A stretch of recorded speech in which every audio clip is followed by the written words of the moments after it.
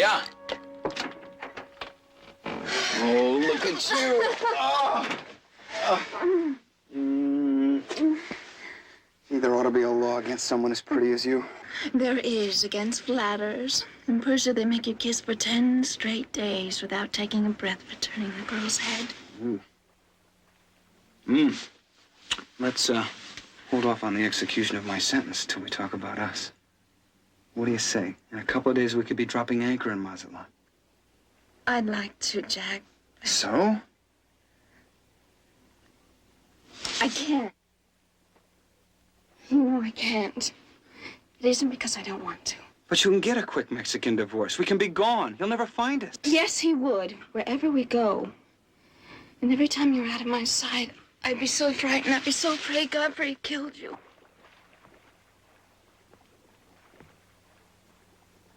You don't think my husband's capable of murder? Well, he is. I know. And that's exactly why I am afraid of him. But I think I have the solution. Come here and look.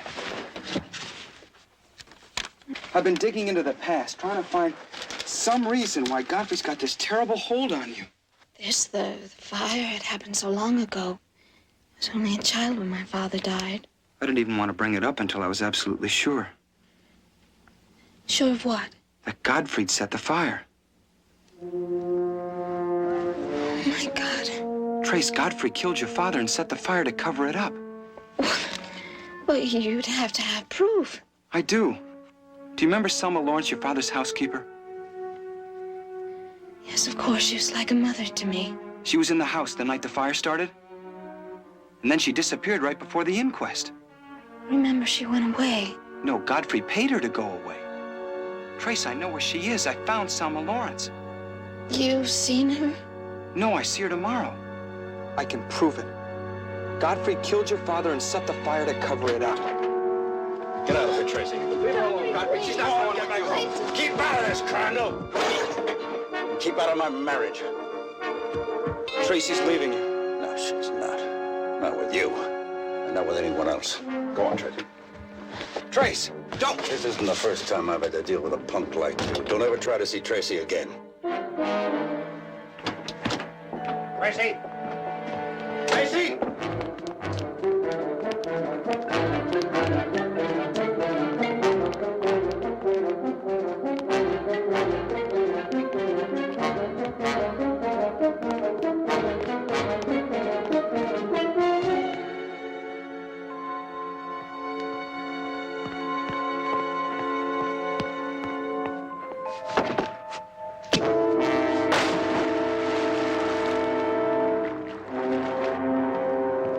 It's changed. Time was, you could see the beaches. Now it's wall-to-wall condominium.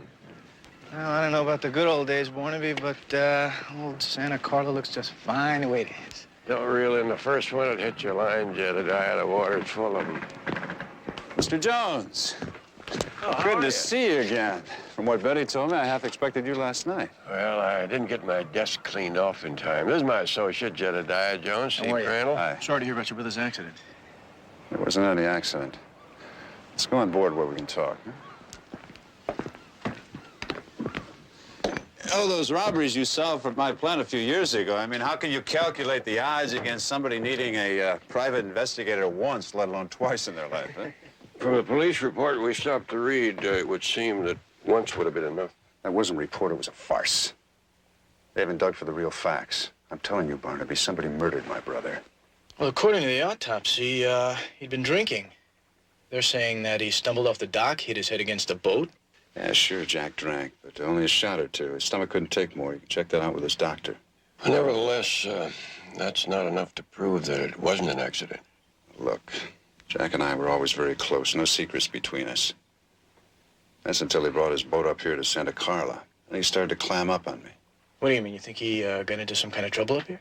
Yeah, our trouble. He fell in love with some girl. He admitted that much. You know who? No, he wouldn't tell me her name. Maybe because she was married. Sounds like you worked yourself up to a jealous husband theory. It could be. See, Jack was a freelance newspaper man, feature stuff. Said he was working on some kind of a story up here. Wouldn't tell me what, but I got the feeling that the two were connected, the story and the girl. That's it? Nothing more tangible? Well, if you call something missing tangible, Jack always kept a gun on board. One of these drawers. Now it's gone. Did he give you the impression that the story he was working on was dangerous enough for him to carry a gun? Oh, I don't know, Barnaby. Jedediah, I told you it's gone. I've searched everywhere. Was it just the gun you were looking for?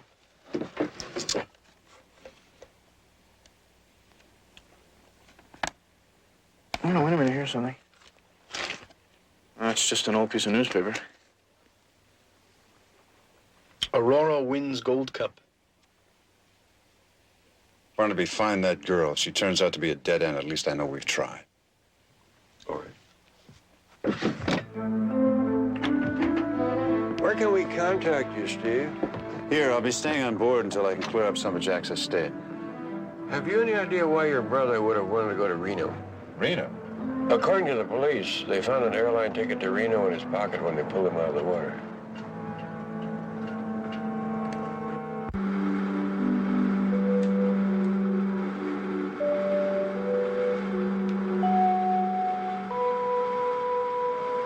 Here it is.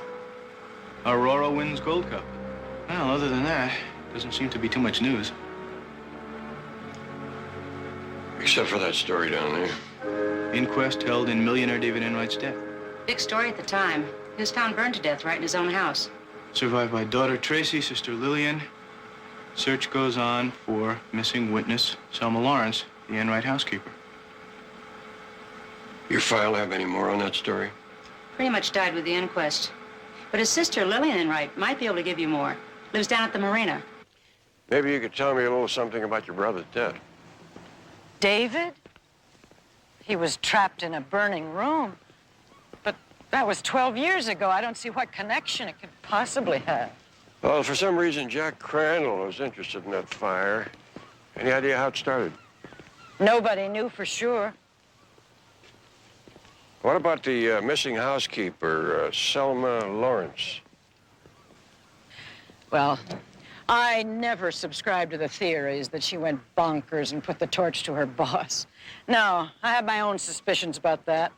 Care to share them? As a result of my brother's death, his lawyer, Godfrey Wilde, became executor of the estate. It gave him complete authority to administer Tracy's inheritance. Tracy, your brother's 12-year-old daughter.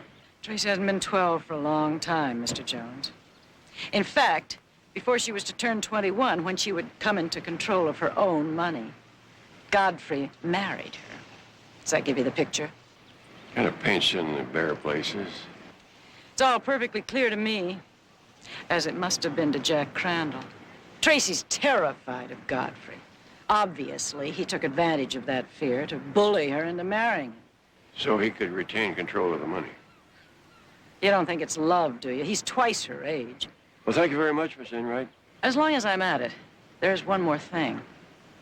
My apartment, you see, overlooks the marina parking lot. On the night that Jack Crandall died, I happened to be on my balcony. Miss Wilde, did Jack Crandall tell you he planned to go to Reno? Reno? Can you think of any reason he may have wanted to go there? I didn't know Jack very well. I liked him. He was the kind of person you could go to if you needed help. Was he helping you with something? He was trying to. Something about your father's death? No, of course not. That was years ago. It was about money, as a matter of fact. Are you having financial problems? My husband handles all of my financial affairs. Last year, he invested rather heavily in some land deal near Reno.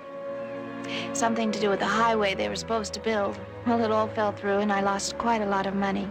Jack was trying to find out if I could recover any of it. Does your husband know that you asked Jack to help you? No. No, he mustn't know. You see, he would think I was going behind his back, that I didn't trust his judgment. Miss Wilde, this land, could you tell me where it is? Well, it's all supposed to be rather confidential, but if... Godfrey, this is Mr. Barnaby Jones. I know who he is. You're the private detective who is trying to make such a mystery out of young Crandall's death. We're just trying to find out what happened, Mr. Wilde. I thought the police already knew what happened. Crandall was drunk. He usually was. I'm afraid that that's all Tracy and I can help you with. There is one related matter that you may be able to throw some light on. What's that?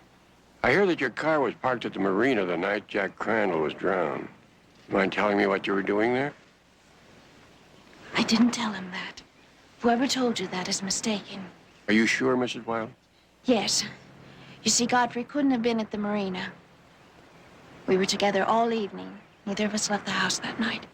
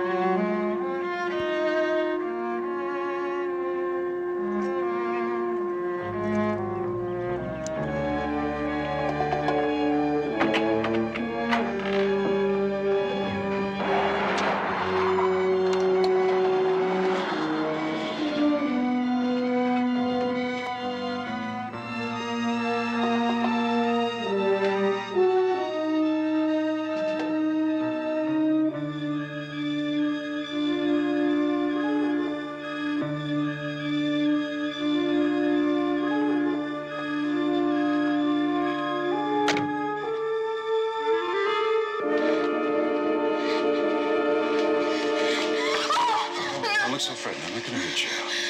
How'd you get in here? I'm Steve Crandall, Jack's brother. Oh. I heard what happened. Now I know why Jack wanted to stay in Santa Carla. Well, I'm sure I don't know what you're talking about, so if you kindly leave. Why don't you just forget the act? I was going through Jack's papers and found his gas credit card receipts. Some had your license number on them. All right. But please believe me, Jack was sweet and kind, but there was never anything between us. Then what is there to hide? You're being naive. I'm a married woman. People don't understand platonic friendships. You really don't expect me to believe that? Look, my husband's on his way here. I don't think your husband's on his way here at all. Well, Jack always said you were the cynic in the family. You talked about me? All the time. How you were the ambitious one ever since you were kids. How you used to walk him to school to see he didn't get beaten up by the older boys. Sometimes they beat us both up. But you'd never run home and complain to your parents. We always fought our own battles. You see, I do know a lot about you. Now, after I got your name from DMV, I did checking. This house must hold a lot of bitter memories for you. Because my father died here. It's still my home. At least that's the way I think of it. I grew up here. I used to do my homework in this room. My father would be sitting in this chair. So long as I could turn around and see him there, I knew nothing bad could ever happen to me.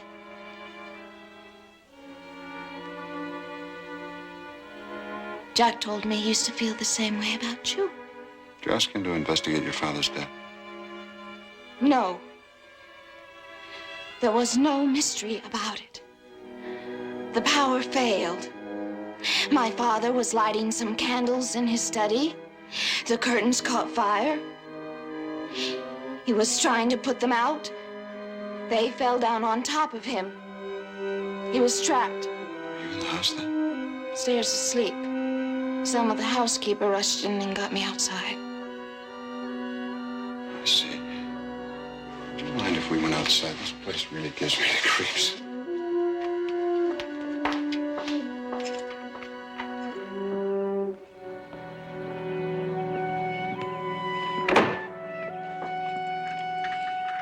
Steve.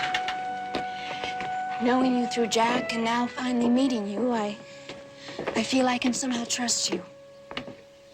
What was Jack trying to find out for you? Well, nothing really. Just about some land investments my husband made for me in Nevada near Reno. That explains something. I'll be seeing you again.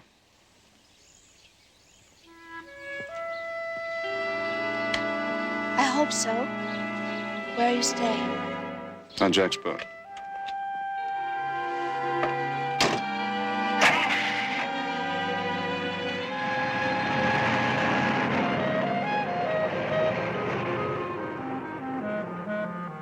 You'd like to see me arrested for murder, wouldn't you, Libby? I merely told Barnaby Jones the truth. I did see your car. And a lot of dollar signs, too. What is it this time, Lillian? Another trip to Europe or more cash to cover your bank loan again? Inflation, Godfrey, it keeps us always in need. But if you think turning that detective onto me is going to help you, forget it. It's not going to help you get 1 cent of Tracy's money.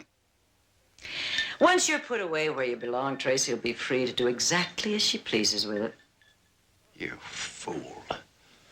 Don't you know what would happen? All right, how much do you want? I'll give it to you out of my own money, but not Tracy's. How much is it worth to you to stay out of prison? Sometimes prison would seem like a relief. You should have been sent there years ago. For killing Tracy's father, you still believe that old lie? You got rid of Selma Lawrence because she knew the truth. Selma Lawrence? Yes, I did. Maybe it's time you knew the truth about Selma Lawrence, Lillian.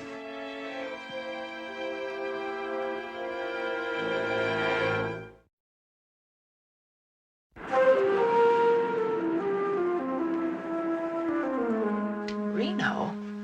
Isn't that in the desert? No, it's in the mountains. Now, what I want you to do is check in at the land office there and see if they have a record of any real estate transactions involving Godfrey Wilde. Okay, I think I could do that. And Betty, remember the last time you went to Las Vegas? I had to wire you money. Oh, listen, Barnaby, I've learned my lesson. I mean, I am going to stay so far away from those one-armed bandits, you won't believe it.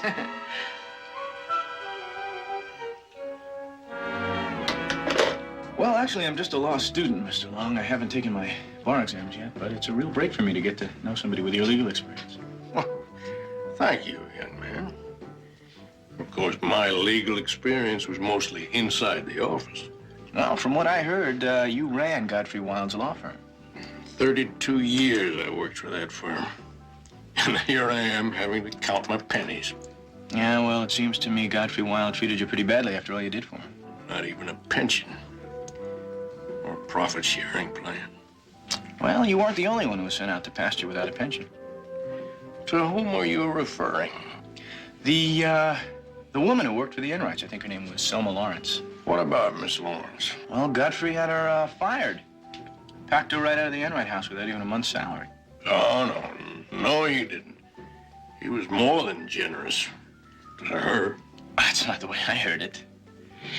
I ran Godfrey Wilde's office. I know everything that went on there. A check was sent out to Miss Lawrence the first of every month. Maybe we're not talking about the same person. No. There was only one. Selma Lawrence. I used to send out those checks to Reno myself before I was forced to retire. To Reno? You wouldn't happen to remember her address, would you? I don't know what you're really after, young man. But I don't give out that kind of information. Thank you for the drink.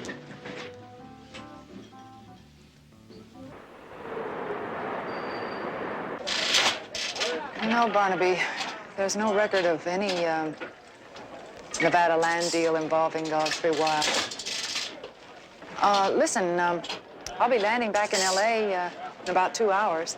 Betty, I'm afraid you're going to have to take a later plane. Jedediah was unable to locate an address on this. Want you to see if you can locate a Selma Lawrence living in the Reno area, quietly, I imagine, and probably for the last 12 years. Selma Lawrence. All right, I'll get right on it.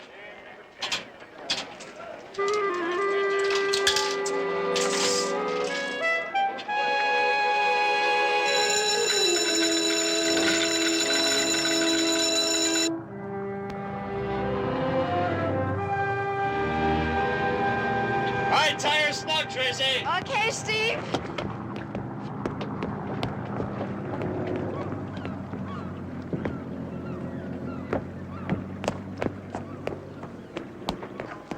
You got it?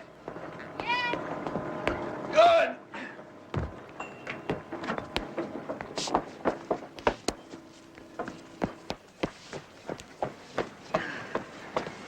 How'd I do? You're a born sailor, Tracy. Steve, I've had such a marvelous time. Please don't spoil it. I'm sorry. But no matter how the chips fall, I can't call Barnaby Jones off the case. Steve,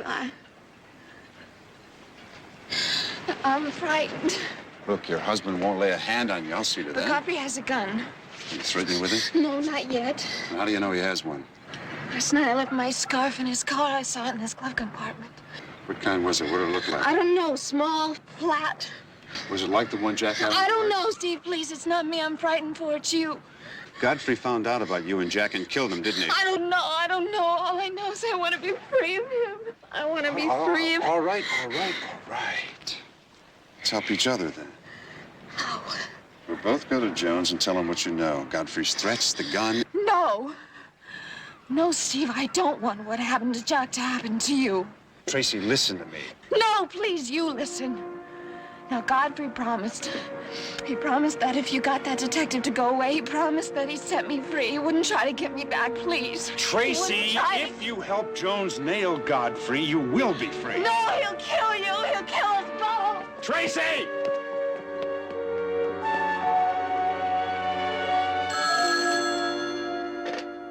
Hello? JR, this is Steve Crandall. Is Barnaby there? No, he isn't. He just took a hop over to Godfrey Wilde's house. Is there anything I can do? No, that's okay. I'll go up there and talk to him myself.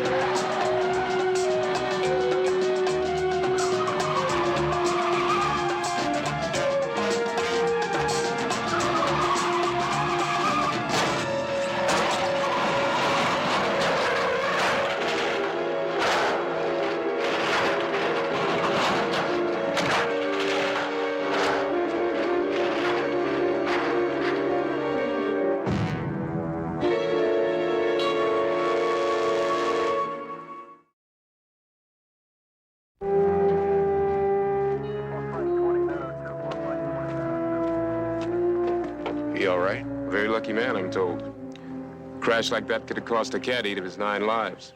How long before he can tell us what happened? Who knows? He was unconscious when they got to him, still is. Couple of hours, couple of days. Excuse me, Mr. Jones. You know, Barnaby, this seems like an easy turn. But we're going pretty fast to overshoot it.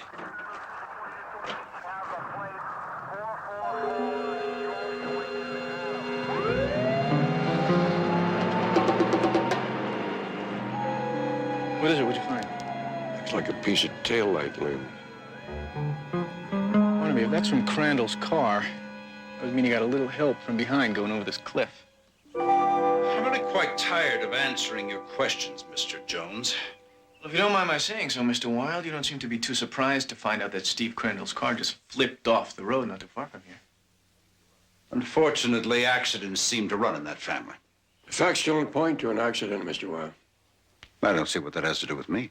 Well, I thought you may have been driving by and seen something. It might prove helpful. It happened around 1 o'clock.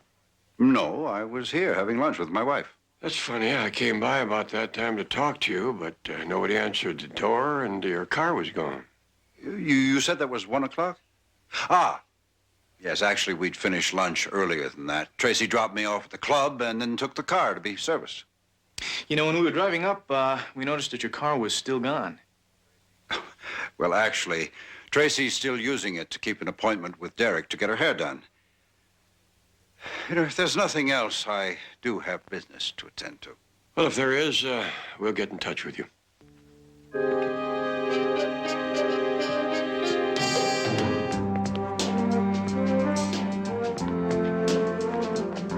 You can drop me off at the motel. Betty's due back from Reno about now.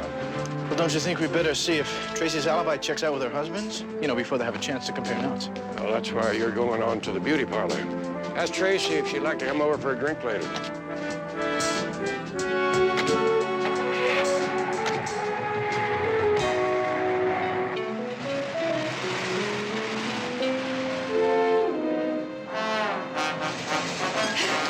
Well, thanks a lot, Speedy. Yeah.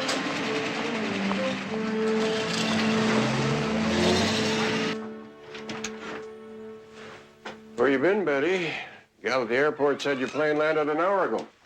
Oh, well, you know how airports are. I had to wait forever for a taxi. Oh, but I did find Selma Lawrence. Or at least I found out where she lives. Did you see her or speak to her? No, a woman beat me to it. Her next-door neighbor said that she saw Selma put some luggage into an old black limousine, and then they drove off. An old black limousine with large white wall tires? Yes, and California license plates. Do you know it? Lillian Enright drives a car like that. Does one-armed bandage take all your money? What makes you think that? I saw that taxi that brought you here. J.R. You weren't really baptized J.R., were you? Yeah. My folks were frightened by a can of alphabet soup. Is this gonna take long? Not much. But really, this is a bore. I mean, if Mr. Jones wanted to see me, why couldn't he drop by the house? He did, he tried. About 1 o'clock this afternoon, but you were out. Shopping, I guess. No, I was sailing most of the afternoon. Well, it sure was a nice day for it. Does your husband like sailing? Not much. Then he wasn't with you. What Mr. Jones should have done is to call first to see if I was home. I mean, I just don't sit around the house waiting for detectives to pop out of the blue. What does he want? Well, for one thing, to find out why you lied about knowing Jack Crandall. I didn't want to lie. Steve made me do it. Steve. Crandall. Well, it really doesn't matter now. Now that Steve's dead. Oh, wait a minute. What do you mean Steve is dead? Don't you know? It's been on the radio. He was killed in a car accident. No. I haven't heard. Poor thing. His brother now, him. Derek, will you please come here and fix this? What did you mean when you said Steve made you lie? He didn't want Mr. Jones to find out that it was him, and not Jack, that I was... Well, I can't really say in love with. I never really was in love with Steve. He was just a lot of fun, that's all. How does Jack fit in? I asked him for help. I needed someone Steve would listen to.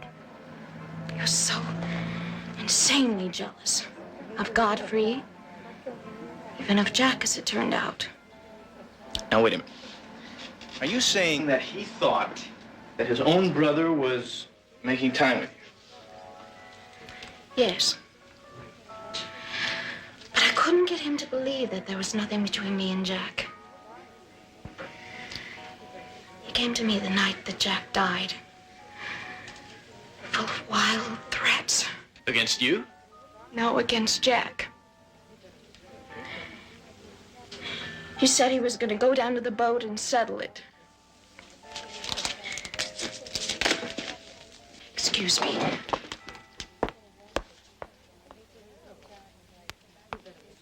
Stay tuned for the news. From Washington. can stay, Derek. How do I look? We'll also have a report on the latest outbreak. I couldn't have done better myself. How much do I owe you? Oh, Derek, you're impossible. Police have identified Steve Crandall of Los Angeles as the man who escaped death in a freak auto accident on North Santa Carla Road. First news of the accident came in moments ago from our mobile unit on the scene. Crandall, the police say, owes his life to some hikers who happened upon the LA man trapped in the wreckage of his car earlier this afternoon. A rescue squad arrived moments later and rushed Crandall to the hospital, where he's reported in stable condition.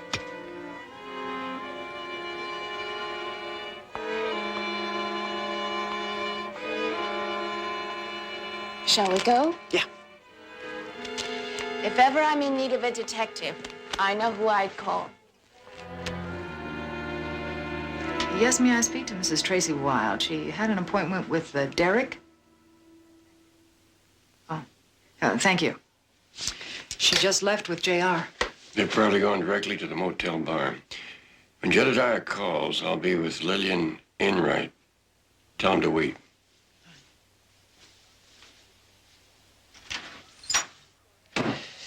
I'll get you back to your car as soon as we're finished.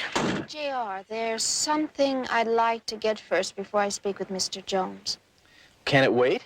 Well, it's a letter that Steve wrote after Jack died, and I think it might help him understand why he killed his brother. Where is it? I didn't want Godfrey to find it, so I hid it. Please, I'll show you where.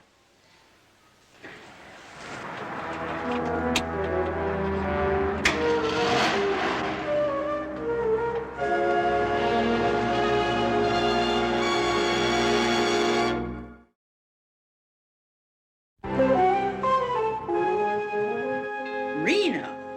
No, Mr. Jones, you're wrong. I haven't been to Reno in years. The doorman downstairs said he helped you unload some bags this morning. Charles? He drinks a lot, you know.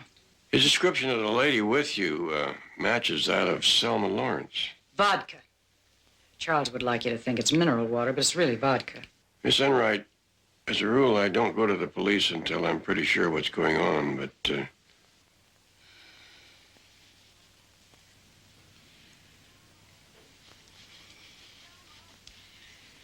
Selma, would you come here, please?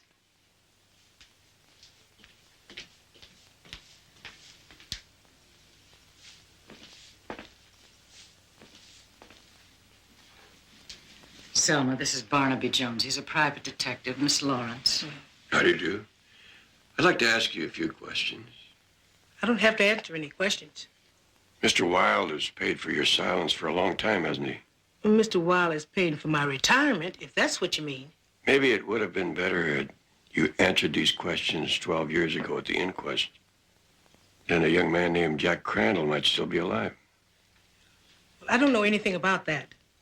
But you do know what happened the night that David Enright was killed in that fire. Whatever I know is between me and Godfrey Wilde and nobody else.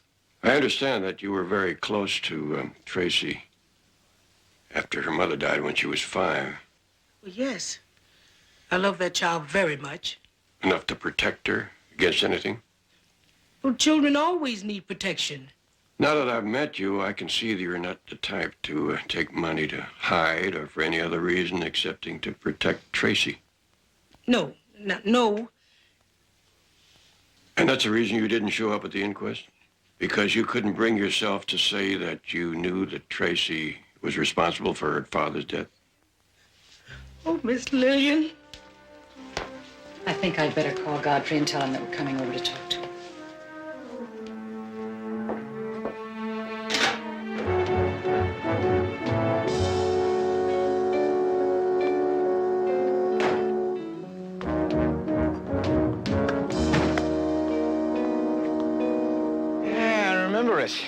I read about it in an old newspaper account.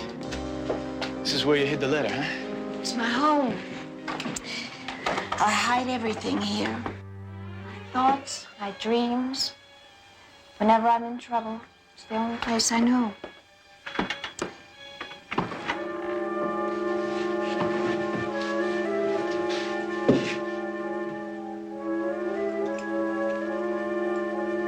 I used to do my homework. in this room.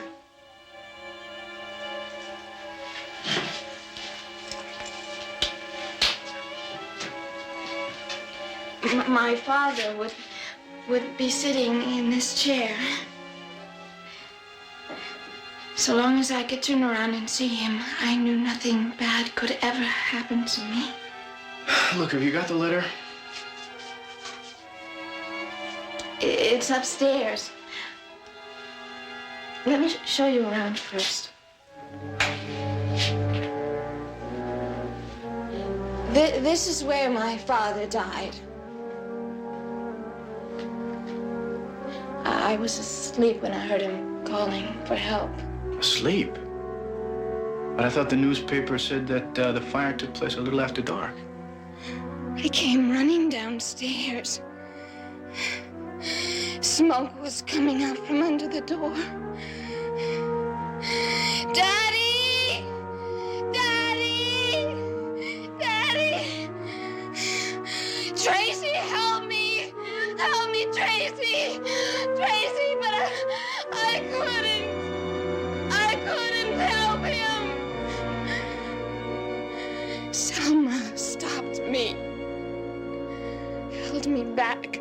Selma. She was a housekeeper. Yes. She and Godfrey were in it together. They both killed my father. It was an accident. Tracy didn't mean to do it. She had lit some candles. The power had gone out. The curtains caught on fire. When her father tried to put them out, the burning curtains fell on him. Tracy lost her head. She ran out the door, closed it, pressed herself against it. She wouldn't even let Selma get in. She wasn't trying to stop me from saving her father. She was just trying to close out that awful sight of burning and her father's pain. The firemen had it out, and David's body was being removed by the time that I got there. And that's when the lying started. Right then and there. She was in shock.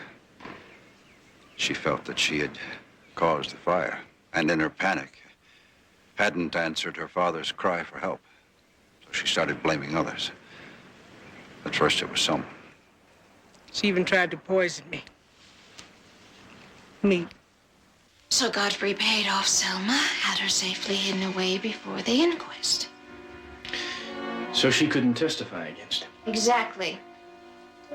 Then he packed me off to a mental clinic, tried to have me declared incompetent so that he could take over my inheritance. At 12 years old? He would have needed a guardian in any case. Don't you see how clever he was? He was trying to get me committed for life. That way he would control my money forever. Less than 9 years later, you married him. Yes. I didn't realize at the time what he was after until after we were married. Her father had been my closest friend. So, of course, I wanted desperately to help Tracy. How long has she been in therapy? A little over 3 years. And as she grew older, I tried my own hand at trying to break down that sense of guilt. Well, I remember Mr. Wilde calling me on the telephone and telling me how well the child was coming along. And suddenly she wasn't a child anymore. Yes. She'd grown into a beautiful woman. And I found I'd fallen in love with her. Excuse me. Hello? Hello, I was given this number by the doorman at Miss Enright's building. Is a Mr. Barnaby Jones there, please? Yes. One moment. It's for you. Thank you. Hello? Barnaby, I haven't heard from J.R. yet. Are you sure they were coming straight back here from the hairdressers? Yeah, you try the bar? They're not there. I just went over. I'll get back to you, Betty. Did Tracy have anything else to do today besides go to the hairdresser? No. Something wrong? I had an appointment with her and J.R. to talk, and they seem to have gotten lost. Godfrey, if something's frightened her... Yes.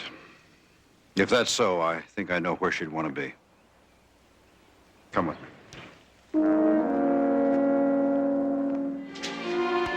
Listen, I hate to keep pushing about this, but could you please run upstairs and get the letter?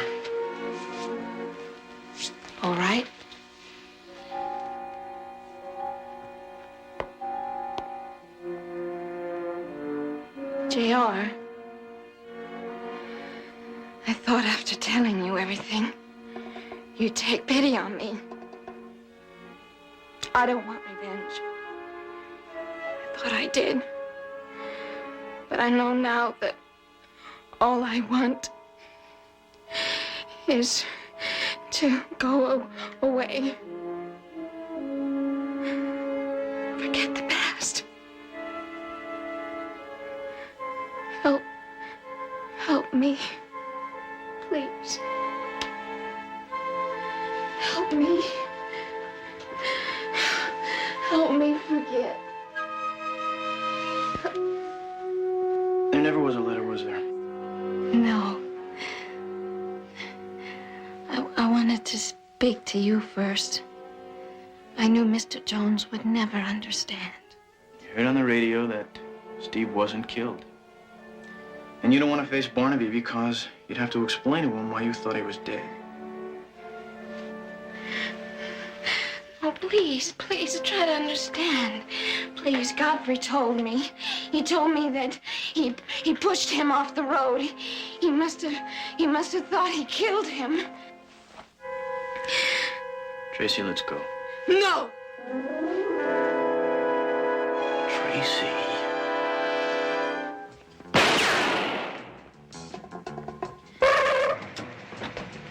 Shot! JR? JR, I'm sorry. I don't have the gun anymore. Tracy! Oh, my God. Oh, my God. I didn't mean to hurt you. It's all right. JR followed me here. He said he wanted me. He tried to attack me. Don't, Tracy. Get an ambulance. He was.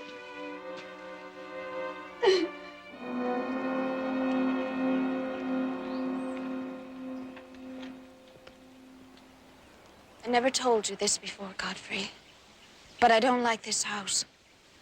I haven't for a very long time. Sure.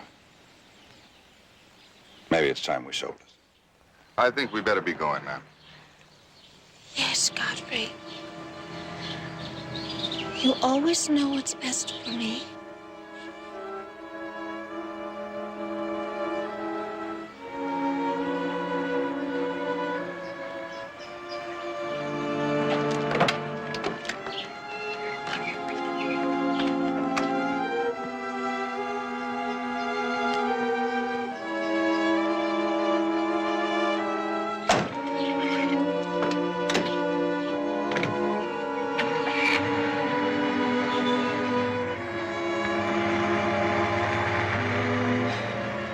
I guess there are things you can't always protect someone from, no matter how much you love them.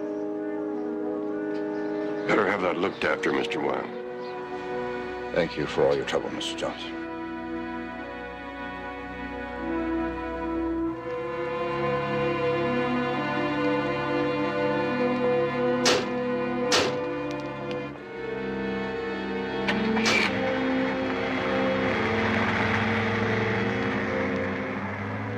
Well, wouldn't be too much point in bringing her to trial, would it, Barnaby?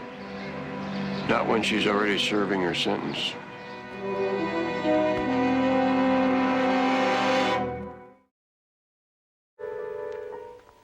Ben, look who it is.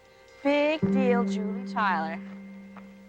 Poor little girl has to snitch to the teacher because she has no daddy to protect her from us mean kids. Yeah, that's because she never even saw her daddy. Or even knew what his name was. He was long gone by the time she was born. You shut up, Donald Wilson. You two bend up, and if you don't leave me alone, I'll tell Miss Coogan on you. Oh, don't be mad, Julie. Hey, we got a surprise for you. We know who your daddy is. Don't you want to meet him? He's dying to meet you. Ain't you interested in knowing what he looks like? We'll give you a chance to meet him face to face.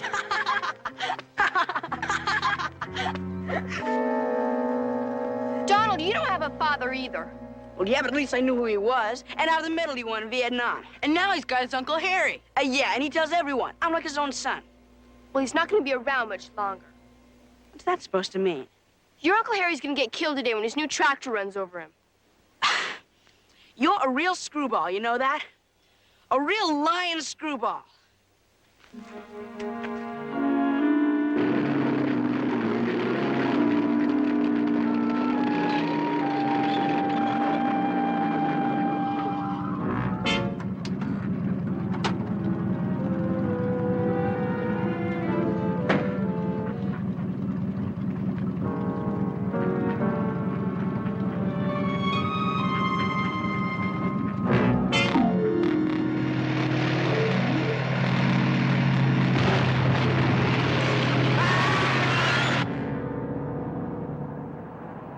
That's Dave Dufferin over there. Thank you.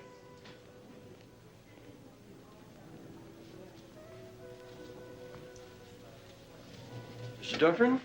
Yes? Sorry to disturb you. They told me at your office I'd find you here. I'm Barnaby Jones. Man from California Meridian Insurance. Please join me. Thank you. Joe, I have my coffee now. How about your friend? Glass and milk, please. That report I turned in on the Wilson accident must have shaken a few heads for them to hire a private detective to look into it. No, it's not unusual when there's a double indemnity payoff involved. But I was intrigued with some of your ambiguous statements in your report. Ambiguous? All I did was set down the facts as I know them to be. Here you go, gentlemen. Thank you. Among other things, you say it appears the tractor slipped into gear, thus apparently setting the machine in motion of its own accord. And then you go on to say the tractor seems to have swerved into Mr. Wilson, crashing him against the side of the barn. Appears, seems. It does sound like conjecture. But since there were no witnesses to the accident, that's the best I can do. Wilson's sister-in-law, Louise, was in the house at the time. Said she looked out the window and saw the tractor parked there. Unfortunately, the tracks got mucked up. Still plain enough to see why you hedged on your report. The tracks do veer. Huh? That rock over there might have caused the tractor to veer when it ran over it. Kind of like changing the course of an army tank with a slingshot. But stranger things have happened. Where is the tractor? I'd like to see it. Outside. I called in a factory mechanic to check it over. Nothing wrong with the gears. You want to look at it? Mm-hmm.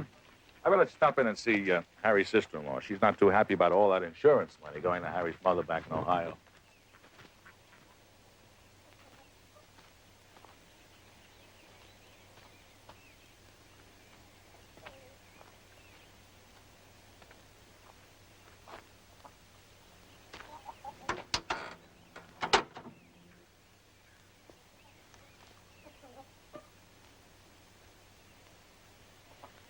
Looking pretty good. You think it's gonna work? Yeah, I hope so. This is gonna be super. Can't wait.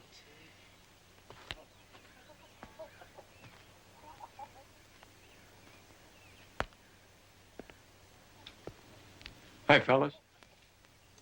Who are you? My name is Barnaby Jones. The insurance company sent me out here to check on the accident. Oh, yeah. My mom said they'd be sending someone out to snoop. You must be Donald, Mr. Wilson's nephew. I understand that you found him. Yes, sir. Was there anyone else around? No, except maybe for a witch. A witch? Who are you? Ben Dufferin. My dad works in insurance, too. Yes, we've met. Tell me some more about this witch. Well, that's who said what happened to my uncle was gonna happen. You mean somebody predicted the accident before it happened? Yeah, Julie Tyler. This gunky girl that's in our class. She's a real witch. Yeah, she did the same with Mr. Ferris. Mr. Ferris? He runs a poinsettia farm down on the other side of town.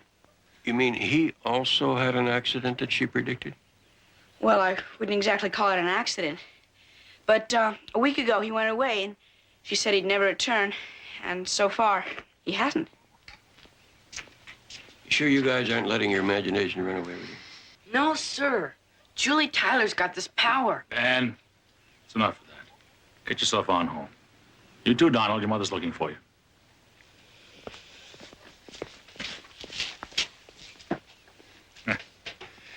Yeah, it's a shame we have to grow up and lose the capacity to fantasize like kids do. You've heard their story before. That's another thing about kids. They like answers to things that mystify them, even if they have to make them up themselves. I can't wait to meet this Julie Tyler. Where do I find her? Oh, her mother runs a boarding house up on the old Pond Road. You can't miss it.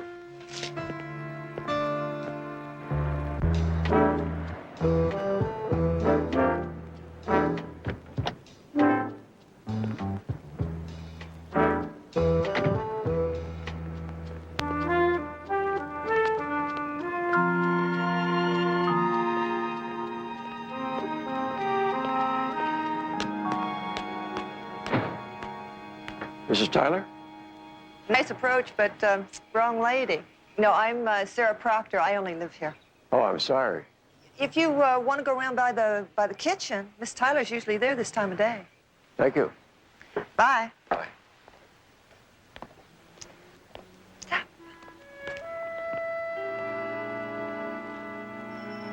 Julie, would you answer that, please? Tell whoever it is I'll be right down.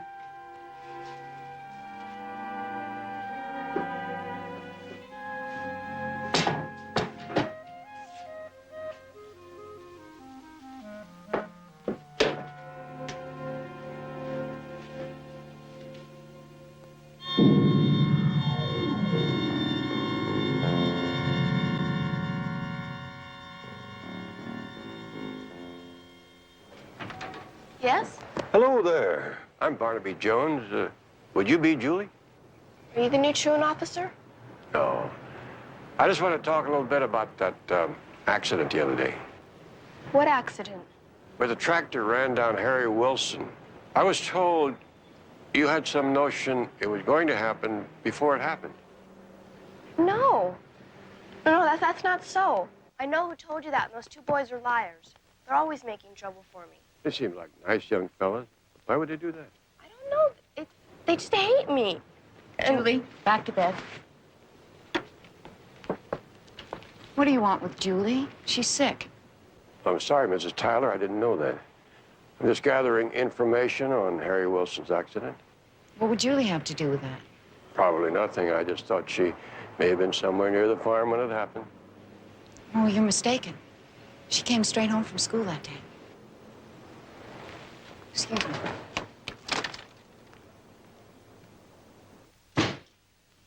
Julie? You promised me you were not going to read those awful books anymore. It's just a book, Mom. Well, it's not just the books I'm worried about. You spend too much time by yourself. Why can't you be like a kid? Go out, play with your friends. Because I don't have any friends, Mama.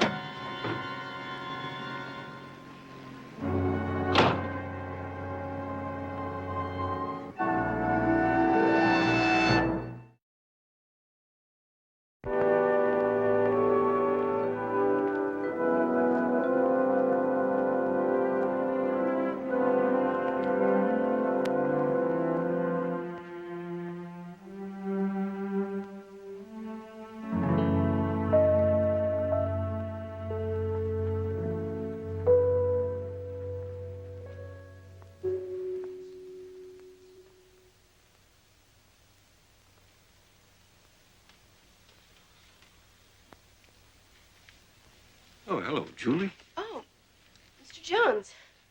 Doing a little reading? I'm kind of big on that myself. Kind of heavy subject matter. Witchcraft, demonism. I'm just taking out a book for my friend. Well, it's not a nicer thing you can do for a friend. What's the book? I'm kind of interested in that subject. I don't know why she likes this stuff, but I guess she does. Possessed by the devil. Wonder if I could have a talk with this friend of yours. No. No, I promised I'd never tell her. I have to go. Oh, now look what she made me do. No, I didn't. I didn't make you do that, Julie. No one has that power over anyone else. Not me, not anyone. And that goes for those so-called demons and witches. Please, Mr. Jones, I really have to go. Julie, could I ask you just one question? Did you say Mr. Wilson was going to be killed before it happened? No. No, I told you those two boys are liars. They make up those stories to hurt me. Why don't you believe me? I'd like to, Julie, I really would.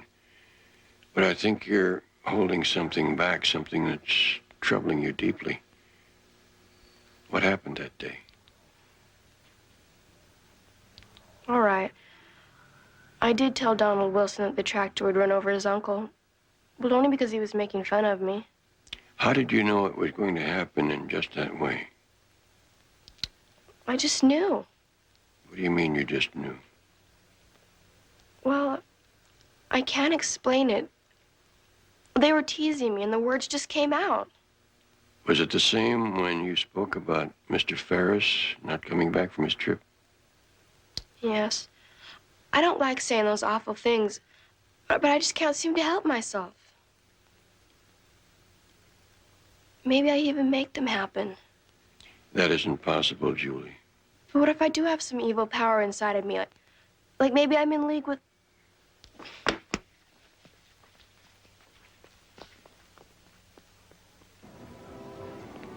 Hi, Barnaby. I've been getting reports of you being around all day. Sorry I wasn't in the office when you came by. That's all right. Like a good hound dog, I got a few sniffs of the territory and then took off on my own. So, how's the investigation going? Routine, a couple of puzzlements. One of them, Julie Tyler. Catherine Tyler's daughter. What about her? Well, it seems that some of the kids in town have selected her as a target for their spite. You think of any reason why? Well, you know, kids can be cruel, especially when they know another kid's weak spot. In Julie's case, it's her parentage. Some doubt of it? None at all. She's plain illegitimate. Her father, whoever he was, took off as soon as he learned that Catherine was going to have his baby. Small towns, Barnaby. That sort of thing doesn't sit well with some folks, you know. But as far as Julie herself is concerned, she's never been in any trouble? No. What's she got to do with the investigation, anyway? Just something I'm working on. Now, tell me about Martin Ferris. Well, he owns a big poinsettia farm. What's he got to do with it? I want to ask him a few questions, but I heard he went on a trip and never came back. We went to a flower growers convention down in Los Angeles. That's all I know. Oh, if you want to know any more about Julie, you might ask her teacher. That's Mrs. Coogan, over by the cash register. 240 out of 5. And I finished reading that book you lent me last week, and it's great. I'm glad you like the Deer Slayer, Joe. Next time you stop by my house, I'll have another one for you. The Odyssey by Homer. You'll like it even better. Thank you. Thank you. Have a nice day. Bye.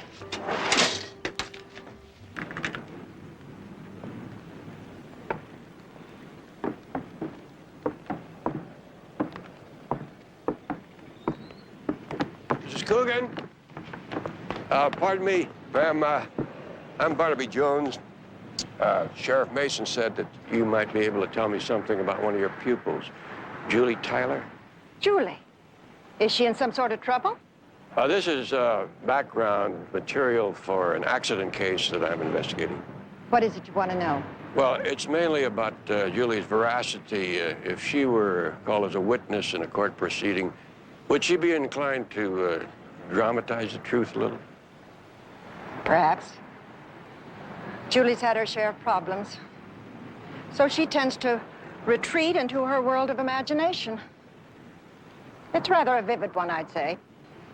This vivid imagination of Julie's, does she ever get it confused with reality? Why, Mr. Jones, all children do.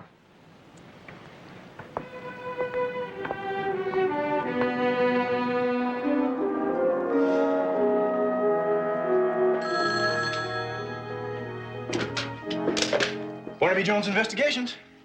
Does your answering the phone mean that Betty's still working on the Glenville report? Well, actually, actually, Barnaby, she's out making some copies of the deposition. So I'm just here all by myself alone, holding down the fort. And I hope you'll remember that during Christmas bonus time. Yes, write this down. Martin Ferris.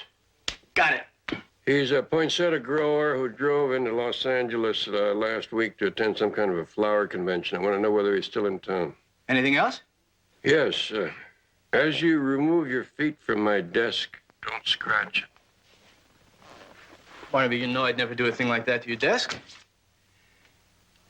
Well, I certainly appreciate your calling, Mrs. Coogan. Well, Julie always says that she considers you one of her best teachers. Oh, yes. Yes, she will. She'll be in school tomorrow. I'll see to that myself. Thank you.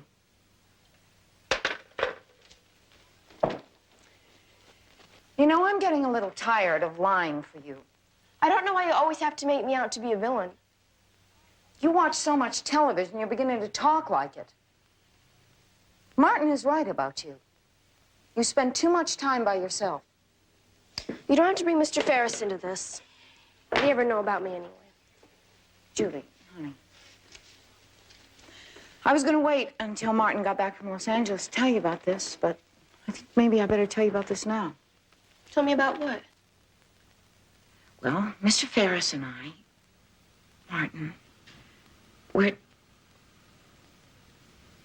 Well, how would you like a stepdad? Well, it's better late than never, huh? Well, don't worry about it, sweetheart. I'm not marrying him just for you, you know. No! You just have to forget about him. Because he's never coming back. Never! I know you might be a little upset about this, but I never dreamed you'd be so mean, so jealous of losing your place around here that you would wish a thing like that. You make me ashamed.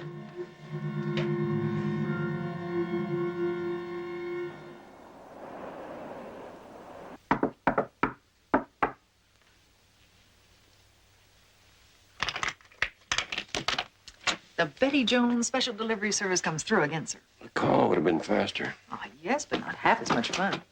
Oh, I hope you haven't finished that coffee. Help yourself. Thank you. Did Jedediah dig up anything on Martin Ferris? Mm-hmm. He checked the flower growers' reception committee. Seems Ferris had a reservation at a midtown hotel, the one he stays at every year. Were you able to contact him? He never showed up, but he didn't cancel his reservation. Maybe he never arrived in the city.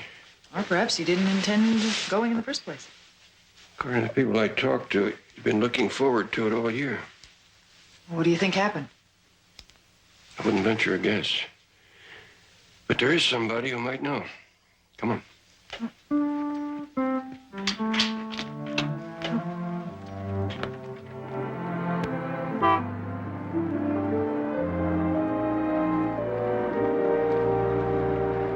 Hi, Julie. This is my daughter-in-law, Betty Jones. I'm late for school, Mr. Jones. Oh, you still have a few minutes? Julie, I've got to ask you again about Martin Ferris. What about him? Why did you predict that he wouldn't come back from his trip? I don't remember. Julie, it's important. If you know where he is, now's the time to speak up. Mr. Ferris is at the bottom of Windale Canyon.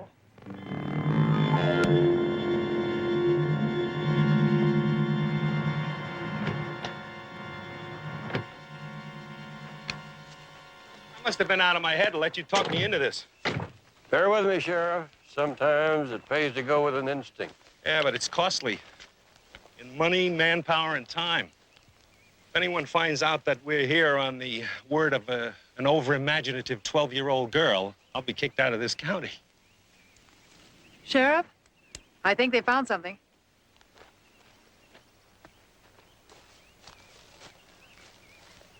Found the car, Sheriff. I can see that. Anyone inside?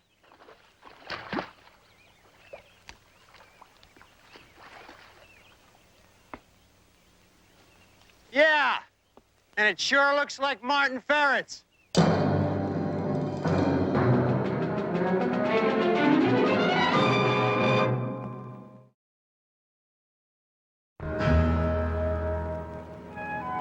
Barnaby, that's just a preliminary workup. But there's nothing in that paper to indicate that the coroner's final report's going to come up with any surprises.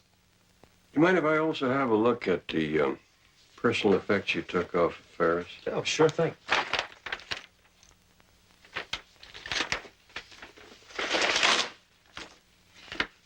Sheriff, what about these bruises on his forehead? Well, Betty, that's consistent with the angle of descent when the car went off the road. I guess everything can be explained away, just like the Wilson accident. Except for one thing. Yeah. Julie Tyler's predictions. You and I could make a fortune in the market with guesses like that, Sheriff. What about Harry Wilson? Okay. Maybe the girl has ESP. Psychic powers. Maybe she even sticks pins in voodoo dolls. But there is absolutely no evidence that puts her anywhere near the victims at the time of their deaths. Unless there's some proof of a physical, not supernatural tie-in, there's nothing I can do but label the deaths as being accidental. Look, Barnaby, I'm sure there's some logical explanation to all of this, and I'll do the best I can.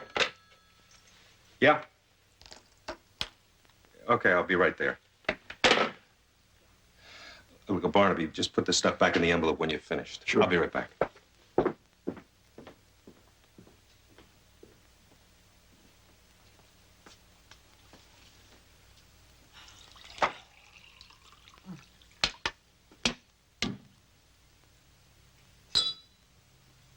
What are you doing? What do you see? Safety deposit box key? Yeah, the water beads and...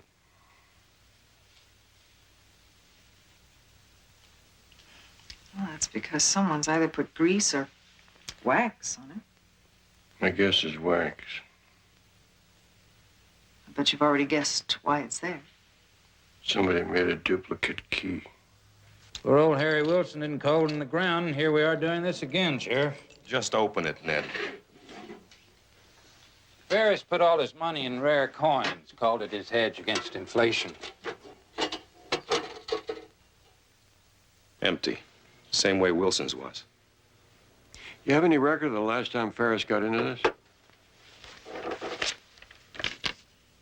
The day before he left for that convention in L.A. He could have taken him out then. Did Ferris's lawyer say anything about finding any coins at his home? No. And we certainly didn't find any in his car. Well, if he did take the coins with him to Los Angeles, that might be why he ended up in the canyon. But if robbery was the case, how come the thief didn't take the $380 we found in his wallet? Well, Sheriff, that calls for another one of those logical explanations that we have to come up with.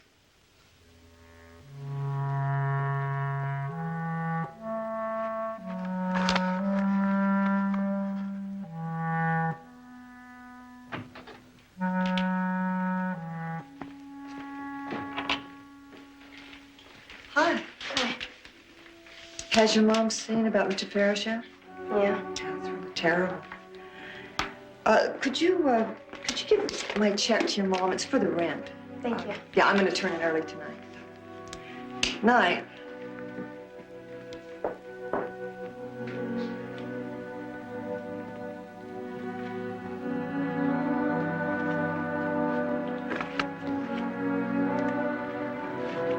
Miss Proctor's rent.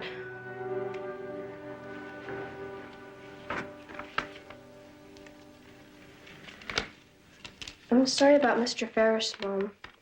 Really, I am. You never liked Martin, did you? No. No, I didn't. Good night, Mother. Is that all you have to say?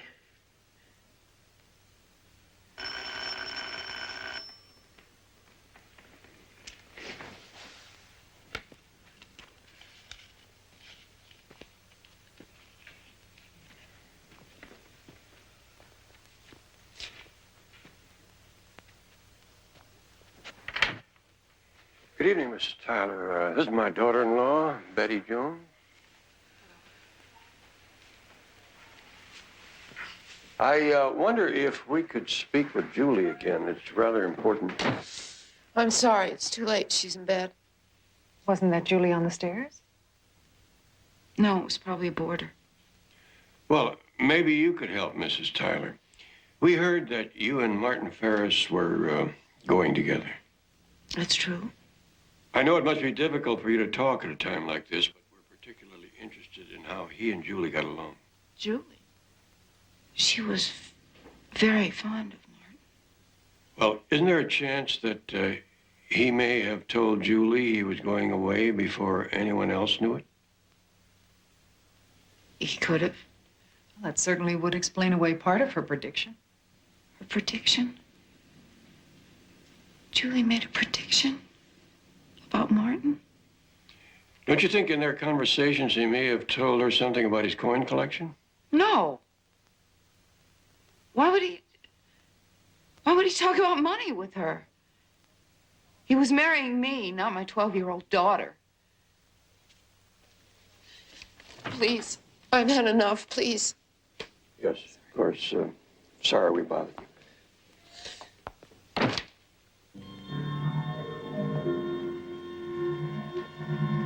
Wait a minute. Yesterday, you told me that Martin was never coming back. How did you know that? I just knew. My God. What are you? Who are you? How do you know these things? Mama, Did you make it happen? Did you? Did you? You're the devil's handmaid. No, Mama, no. Look. What happened to you?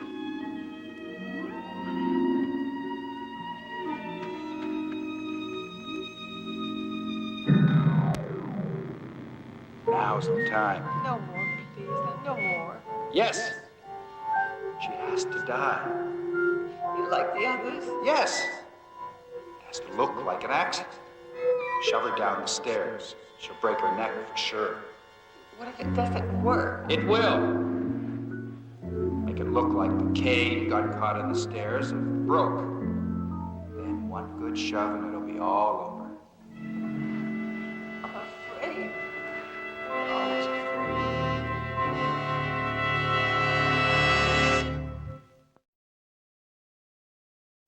Mr. Avery? Oh, Mr. Avery, could we buy you another cup of coffee? well, my doctor says none is my limit, and I've already had 2. Well, since we can't offer you anything, maybe you could offer me something. Just take a minute. Have a seat. What is it you want, Mr. Jones? How difficult would it be for someone to duplicate a customer's safe deposit box key? I suppose with the proper key blank and tools, any key can be duplicated. But aren't safe deposit box key blanks difficult to come by? Yes, reputable key makers are very careful about who they make them for. But this particular key blank would not be difficult for somebody already in the banking business to get a hold of. Are you implying that someone in the bank tampered with the Wilson and Ferris deposit boxes? Let me finish. Even with a duplicate customer's key, it would require that other key, the bank master key, in order to open the box. Who besides yourself would have access to that key? I mean, when you're out. Thank you for returning the book so promptly, Joseph. That James Fenimore Cooper sure can write an exciting story. Well, I'm really impressed. Here, let me get you some more coffee. Oh, if you're sure it's no trouble. It'll only take a minute.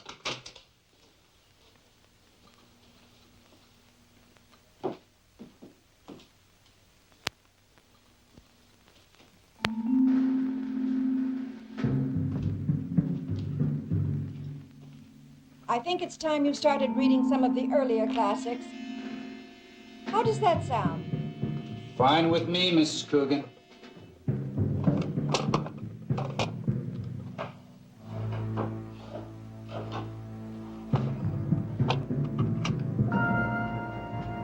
I know one you would like.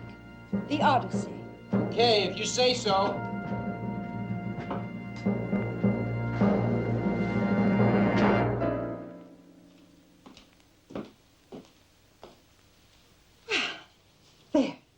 The water's on. It should be perking away in no time. Oh, ma'am, I'm sorry. I didn't realize it was this late. I better get to work. Oh, that's too bad. Maybe another time. Yeah, and that other book you mentioned. The Odyssey by Homer. Maybe I can pick it up later today. Fine, Joseph. My door is always open to someone who wants to learn. I sure do appreciate that, ma'am.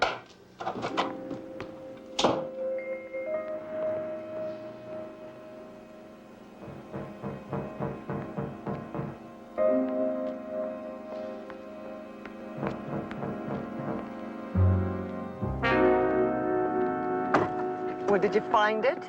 What do you think? You sure took your sweet time. Can I help it if the old biddy wouldn't leave the room? I wish I hadn't let you talk me into this. You know, we should have stopped with Wilson. I knew we were going to have trouble with that one. I just knew. Hey, relax. I promised this would be the last one. But from what you told me she's worth, this is too good to pass up. After it's all over, you'll thank me.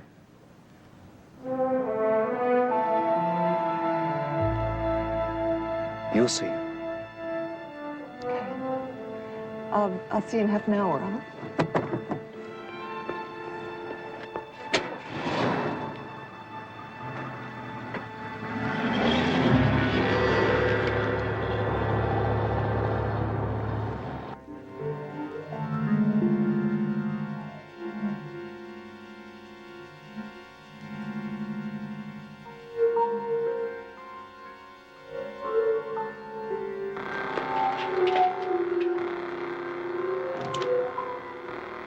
Doctor, I'm not sure psychiatry is the answer. That's why I want you to see her. That's why I want you to talk to her.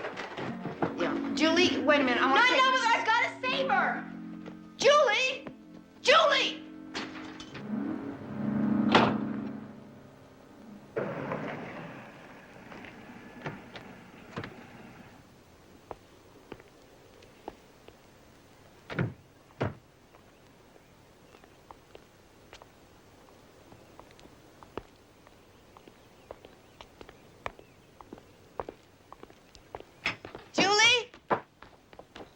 Something wrong, Mrs. Tyler?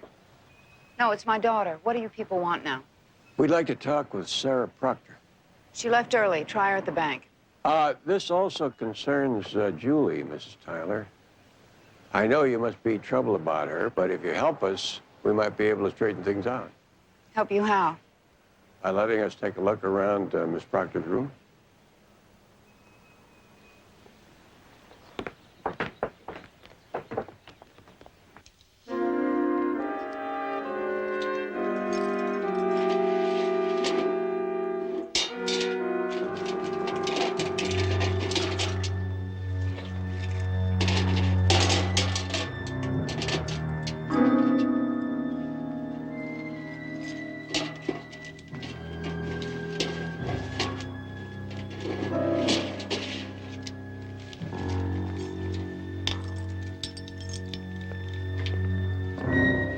Morning, Sarah. Morning. You're late. Thought you might be sick. Well, I do have sort of an upset stomach, but I thought I'd come in and give it a try anyway. Well, I'm sure being questioned by that overly suspicious detective didn't help to settle your stomach. Didn't mine. Mr. Jones? Didn't you see him? No. He went over to the boarding house to see you. Well, you know, I think I'll just go over there and see what he wants. You know, if I don't, I'll just worry about it all day long, and you know how that is.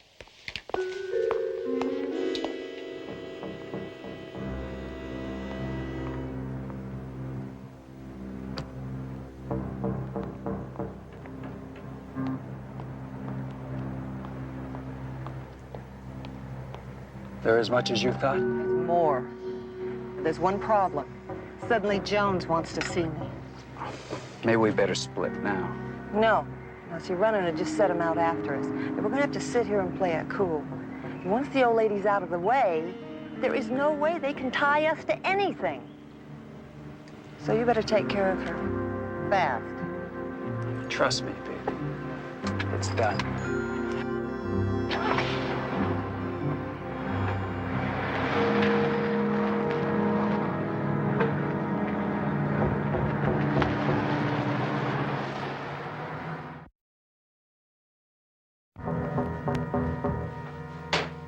I don't like this. What has Sarah got to do with Julie's problem? I think it's just possible she might be the cause of it.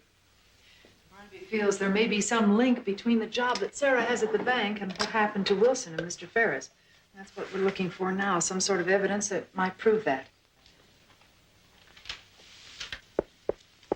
What are you looking for now?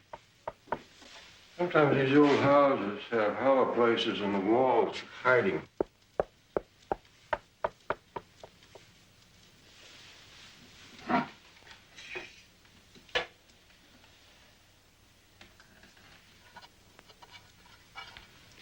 What's that? It's just an old heating vent. My parents had a new furnace put in years ago.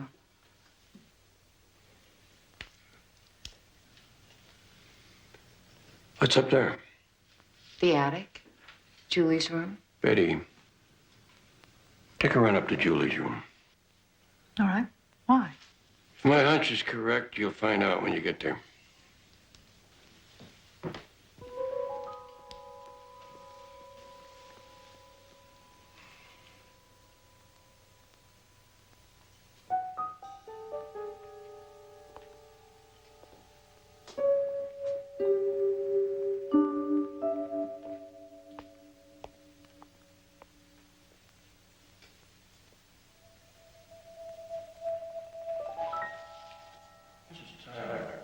Did Miss Proctor entertain guests here in your room? Mr. Jones are respectable. I'm not just looking for gossip, and I respect your desire to be discreet, but this could be very important for Julie's sake. On occasion, Sarah had a visitor here. Barnaby! Barnaby? I can hear you, Betty. Can you hear me? Your voice is rather weird, but I can hear the words pretty clear. Where do the words seem to be coming from? Anywhere near the bed? Yes, right by him. You can come down now. I think we have discovered the source of Julie's premonitions. Mrs. Tyler, Julie heard Miss Proctor and her guest plot the murder of Wilson and Ferris down here. Probably when she was asleep. Now, who was Miss Proctor's guest? Joe Bronson. Cafe manager? They said they wanted to keep their affair a secret. Barnaby, I found this on Julie's desk. Maybe that's what upset her so much this morning. When was that? Right before you came, she ran out of here. She was shouting something about, I've got to save her. Do you recognize the woman in the drawing? Oh, the staircase looks familiar. What's that? The way it's curved, it looks like it. It's a cane. That's a cane. That's Mrs. Coogan, her teacher.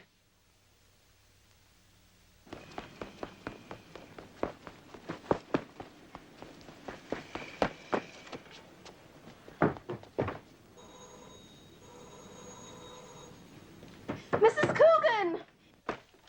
Why, Julie, this is Please, Mrs. Coogan, you've got to get out while there's still time. They'll be coming soon. The voices told me you're in danger. Oh, now, Julie, please, calm down. I didn't understand a word you said. Now say it over again, but slowly. I had this dream. You were laying at the foot of your stairs. Only I'm not sure it was a dream. Julie, go in the kitchen, get yourself a drink of water, catch your breath. I'll be with you in a minute. Now go. Hi again, Mrs. Coogan. Why, Joseph, I didn't expect to see you again so soon. I clean forgot today was my day off, so I thought I'd come back and get that book you mentioned. Oh. You mind? My copy of the Odyssey is upstairs. I'll get it for you. Julie, I'll be with you in a minute. Julie, there's somebody else here? A student of mine, Julie Tyler. Poor dear's really in a state over something. That's so. She's had a bad dream about me falling down these stairs. Child has a vivid imagination.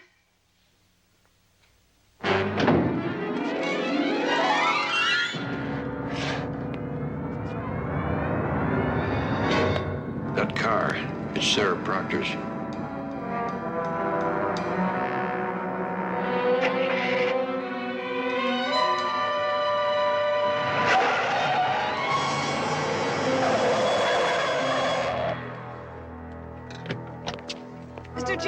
were just looking for you. Yeah, when you found me, stay with her, man.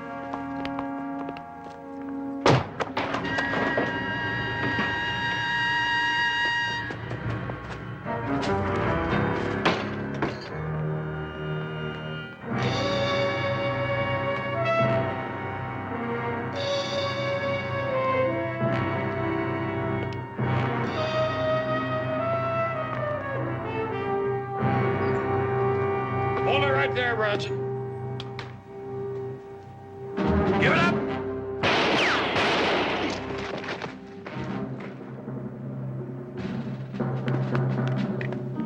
Julie? Julie?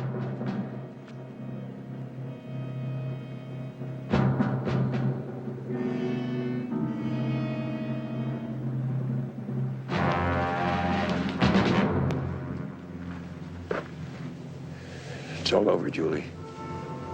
You're all right now.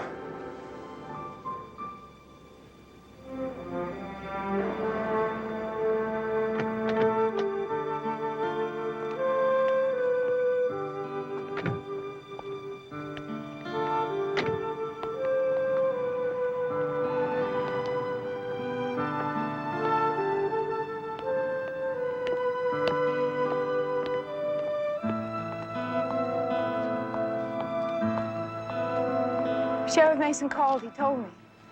You can be very proud of Julie, Mrs. Tyler. The way it timed out, I think she saved Mrs. Coogan's life. I'm very proud of Julie. Julie, can you forgive me for those terrible things I said to you?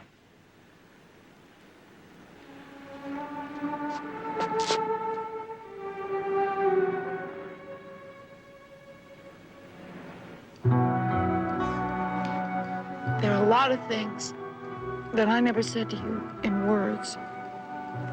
Whatever my life has been, and whatever it's going to be, you are the most important part of it.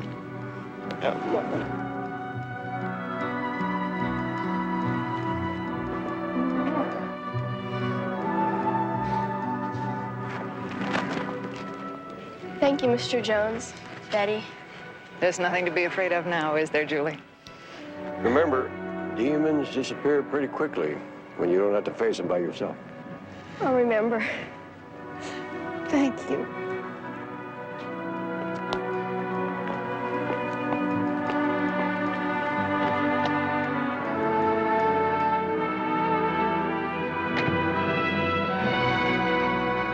The Devil's Handmaid.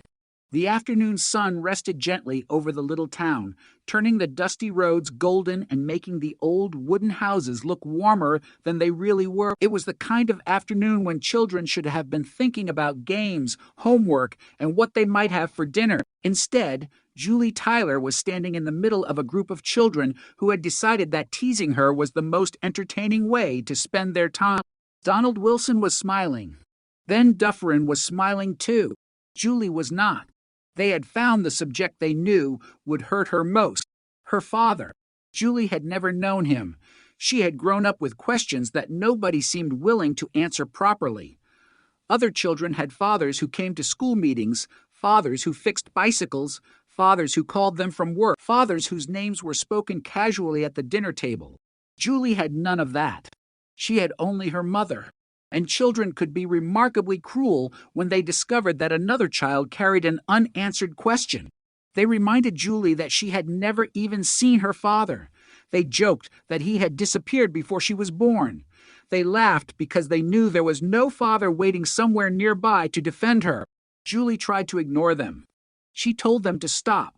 She warned them that she would tell their teacher, but Donald only laughed. Then he changed the subject. He said they knew who Julie's father was. That made her look up.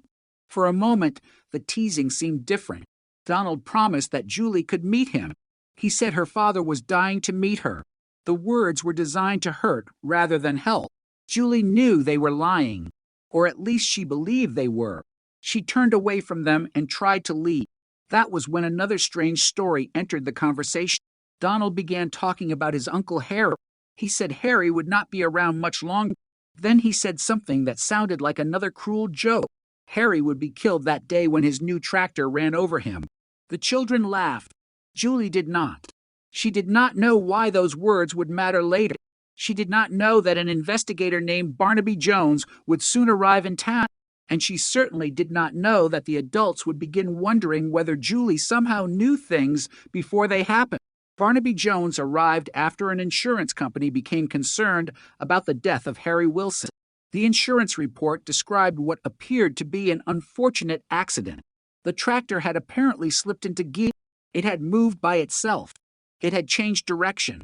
It had struck Harry against the side of a barn. There had been no witnesses.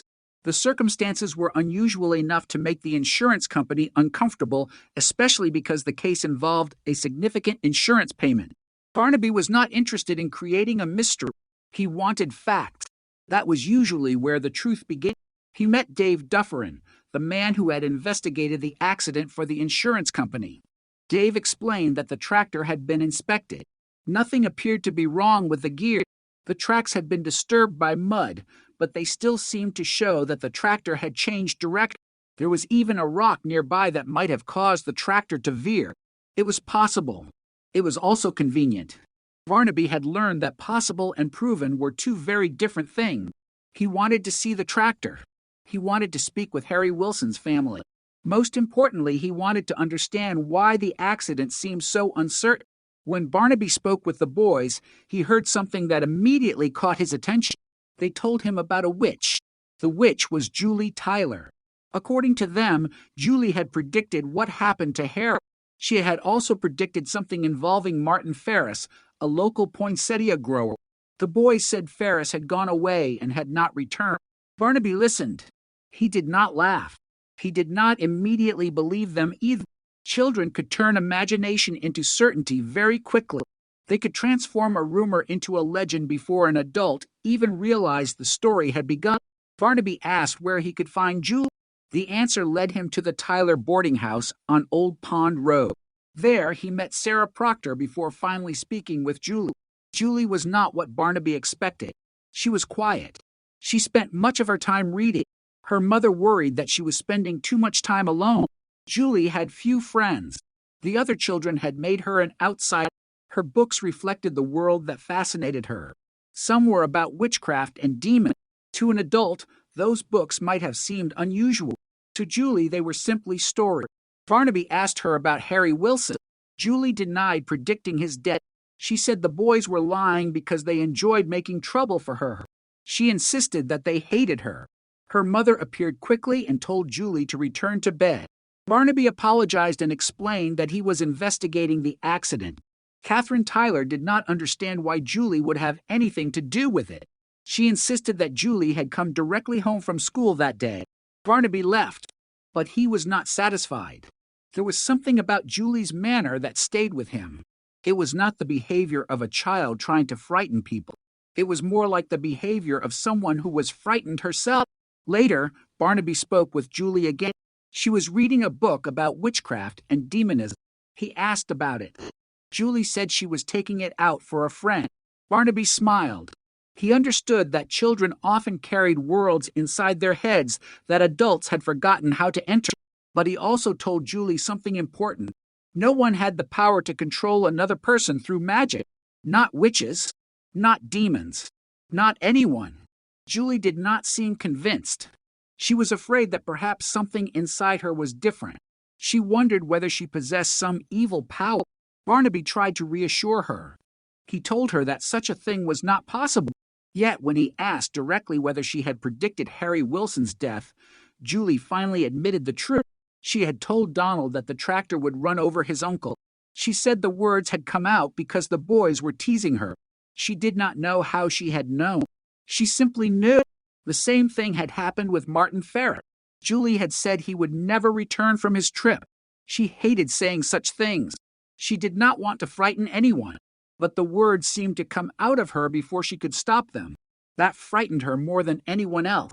Barnaby understood that the mystery was becoming more complicated. Then he learned more about Julie's life. Her father had left before she was born. The town knew the story. People had drawn their own conclusions. Julie had grown up carrying the shame of something that had never been her fault. Barnaby also learned about Martin Ferris. Ferris owned a large poinsettia farm. He had traveled to Los Angeles for a flower growers' convention. He was expected to return. He did not. Barnaby decided to investigate. His colleagues discovered that Ferris had reserved a room at a hotel in Los Angeles. He never checked in. He never canceled the reservation. It was as though he had simply vanished between one place and another. Barnaby returned to Julie. He asked why she had said Martin Ferris would not return. Julie did not remember. Barnaby told her that if she knew where Ferris was, she needed to speak. This time, Julie answered. Martin Ferris was at the bottom of Windale Canyon. Barnaby took the information seriously. He and Sheriff Mason went to the canyon. The sheriff was understandably uneasy. Searching a canyon because of something a 12-year-old girl had said was not exactly standard police work.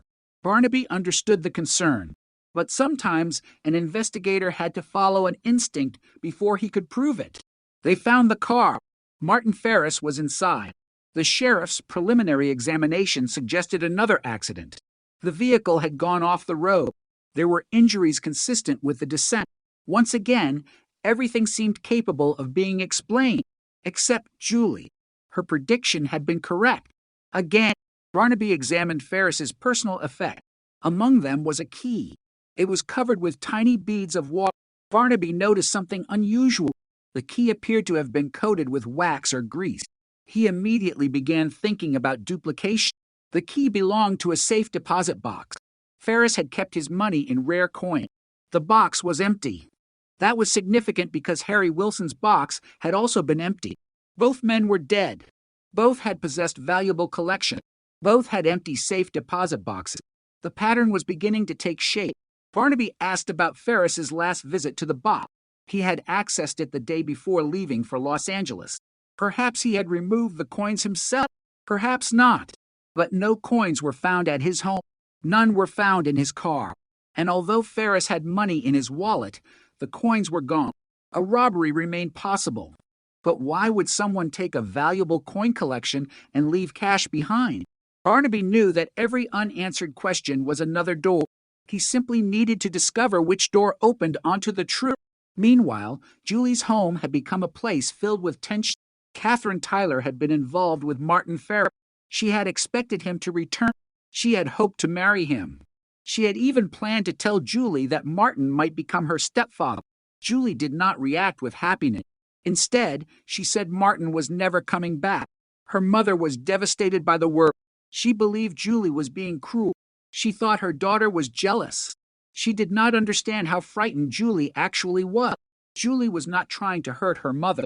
She was trying to understand something she could not explain. Then the investigation uncovered another troubling detail. Sarah Proctor worked at the bank. Barnaby began wondering whether her position gave her access to information connected with the safe deposit box. He needed to understand how easily a duplicate key could be made. He spoke with Mr. Avery at the bank. A duplicate key was possible. The proper key blank and tools were required. The bankmaster key would also be necessary. That meant a person with access to the banking system could potentially be involved. Barnaby did not yet have enough evidence, but the connection was becoming clear. The strange accidents, the missing coin, the duplicated key, the people who seemed to know more than they should, and Julie. Julie had been hearing things, not supernatural voices, human voices, voices that adults had assumed were dreams. At the Tyler boarding house, Barnaby and Betty began looking for a physical explanation. Old houses often contained hidden space. Walls carried sound. Heating vents carried sound. Rooms beneath rooms could transform ordinary conversations into whispers that seemed to come from nowhere. Betty tested the sound. She spoke from below. Barnaby listened upstairs. The voice could be heard clearly near Julie's bed. That was the answer. Julie had not been communicating with demons. She had been hearing people through the structure of the house. She had overheard conversations while she was in bed. She had heard adults discussing things they thought were secret. The mystery was no longer supernatural. It was human. That realization was both comforting and frightening. Barnaby now believed that Julie had overheard Sarah Proctor and her companion discussing the deaths of Harry Wilson and Martin Ferris. The people responsible had used Julie's strange reputation to their advantage. If the town already believed she was a witch, then every accurate prediction would appear supernatural. Nobody would think to ask what she had actually heard. Nobody would think that a frightened child might simply be repeating fragments of conversations she did not understand. That was the genius of the deception. The adults saw magic because they never looked for sound. Barnaby continued searching for the person connected with Sarah. The name Joe Bronson emerged. He was a cafe manager. He and Sarah had been keeping their relationship secret, but the secret was becoming less important than the larger problem. Someone was now in danger. Julie had seen something. She had drawn a picture. Barnaby and Betty found the drawing. It showed a staircase. The curved shape was familiar. There was also a cane. The cane belonged to Mrs. Coogan, Julie's teacher. Suddenly, Julie ran. She had realized that the voices had been warning her about something. She believed Mrs. Coogan was in danger. Barnaby understood that the situation had changed. Julie was no longer simply a witness to an old mystery. She was trying to protect someone. She reached Mrs. Coogan and tried to warn her. The teacher initially struggled to understand. Julie spoke too quickly. She said she had dreamed that Mrs. Coogan would be lying at the bottom of the stairs, but she was not sure it had been a dream. Mrs. Coogan tried to calm her. She sent Julie to get some water. Then another visitor arrived. Joseph. He claimed he had returned to borrow the book that Mrs. Coogan had mentioned, the Odyssey. It sounded innocent, almost too innocent. Mrs. Coogan went upstairs to get the book. Julie remained nearby. Then Barnaby arrived. The pieces came together quickly. The danger was real. Barnaby confronted Sarah Proctor. The people behind the scheme could no longer hide behind Julie's reputation.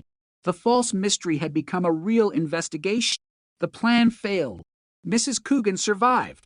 Julie was safe. The truth had finally emerged. There had never been a devil's handmaid. There had been a lonely child. There had been cruel children who teased her because they knew she was vulnerable. There had been adults who made dangerous choices. There had been secrets hidden behind walls. There had been conversations carried through an old house. And there had been a detective willing to listen carefully enough to discover that the strangest explanation was not always the correct one.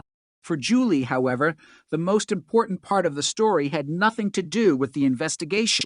It was her mother. Catherine finally understood how badly her words had hurt Julie. She had believed her daughter was cruel.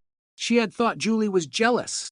She had been angry because she could not understand why her child would say such terrible things. Now she understood. Julie had not wanted anyone to die. She had not wanted Martin to disappear. She had not wanted her teacher to be in danger. She had simply been a frightened child who had heard things she could not explain. The adults around her had given those things supernatural meaning. Julie had accepted that explanation because she had been afraid to. Barnaby told her there was nothing to fear. Demons did not speak. Fear became smaller when people did not face it alone. Julie listened. For perhaps the first time in a long while, she did not feel like the strange girl everyone talked about. She was simply Julie, a girl who liked books, a girl who wanted friends, a girl who wanted her mother to understand her, a girl who had spent too much time believing that something was wrong with her. But nothing was wrong with her. She had only needed someone to listen. Barnaby had listened. Betty had listened. And eventually her mother listened to. That was the real lesson hidden beneath all the strange events. People are often frightened by what they do, not understand. When a child behaves differently, adults may decide that the child is difficult. When a story sounds impossible, people may decide that it must be supernatural. When a mystery seems complicated, people may search for extraordinary answers. But sometimes the truth is much simpler. Sometimes a child has overheard a conversation. Sometimes a rumor grows because nobody checks the fact. Sometimes a lonely person retreats into books because books never laugh at them. And sometimes the person who appears to be the source of the mystery is actually the person who needs help the most. Julie had been called a witch. She had been treated as an outsider. She had been blamed for words she never understood. Yet when the moment came, she tried to save someone. That mattered. Barnaby knew it. Betty knew it. And finally, Catherine knew it. Julie asked whether there was anything left to be afraid of. Barnaby told her no, there was nothing to be afraid of now. Julie looked at the people around her. The mystery had ended. The danger had passed. The house was still the same old house. The walls still carried sound. The stairs were still stairs. The books were still books. But everything felt different, because the fear had a name now.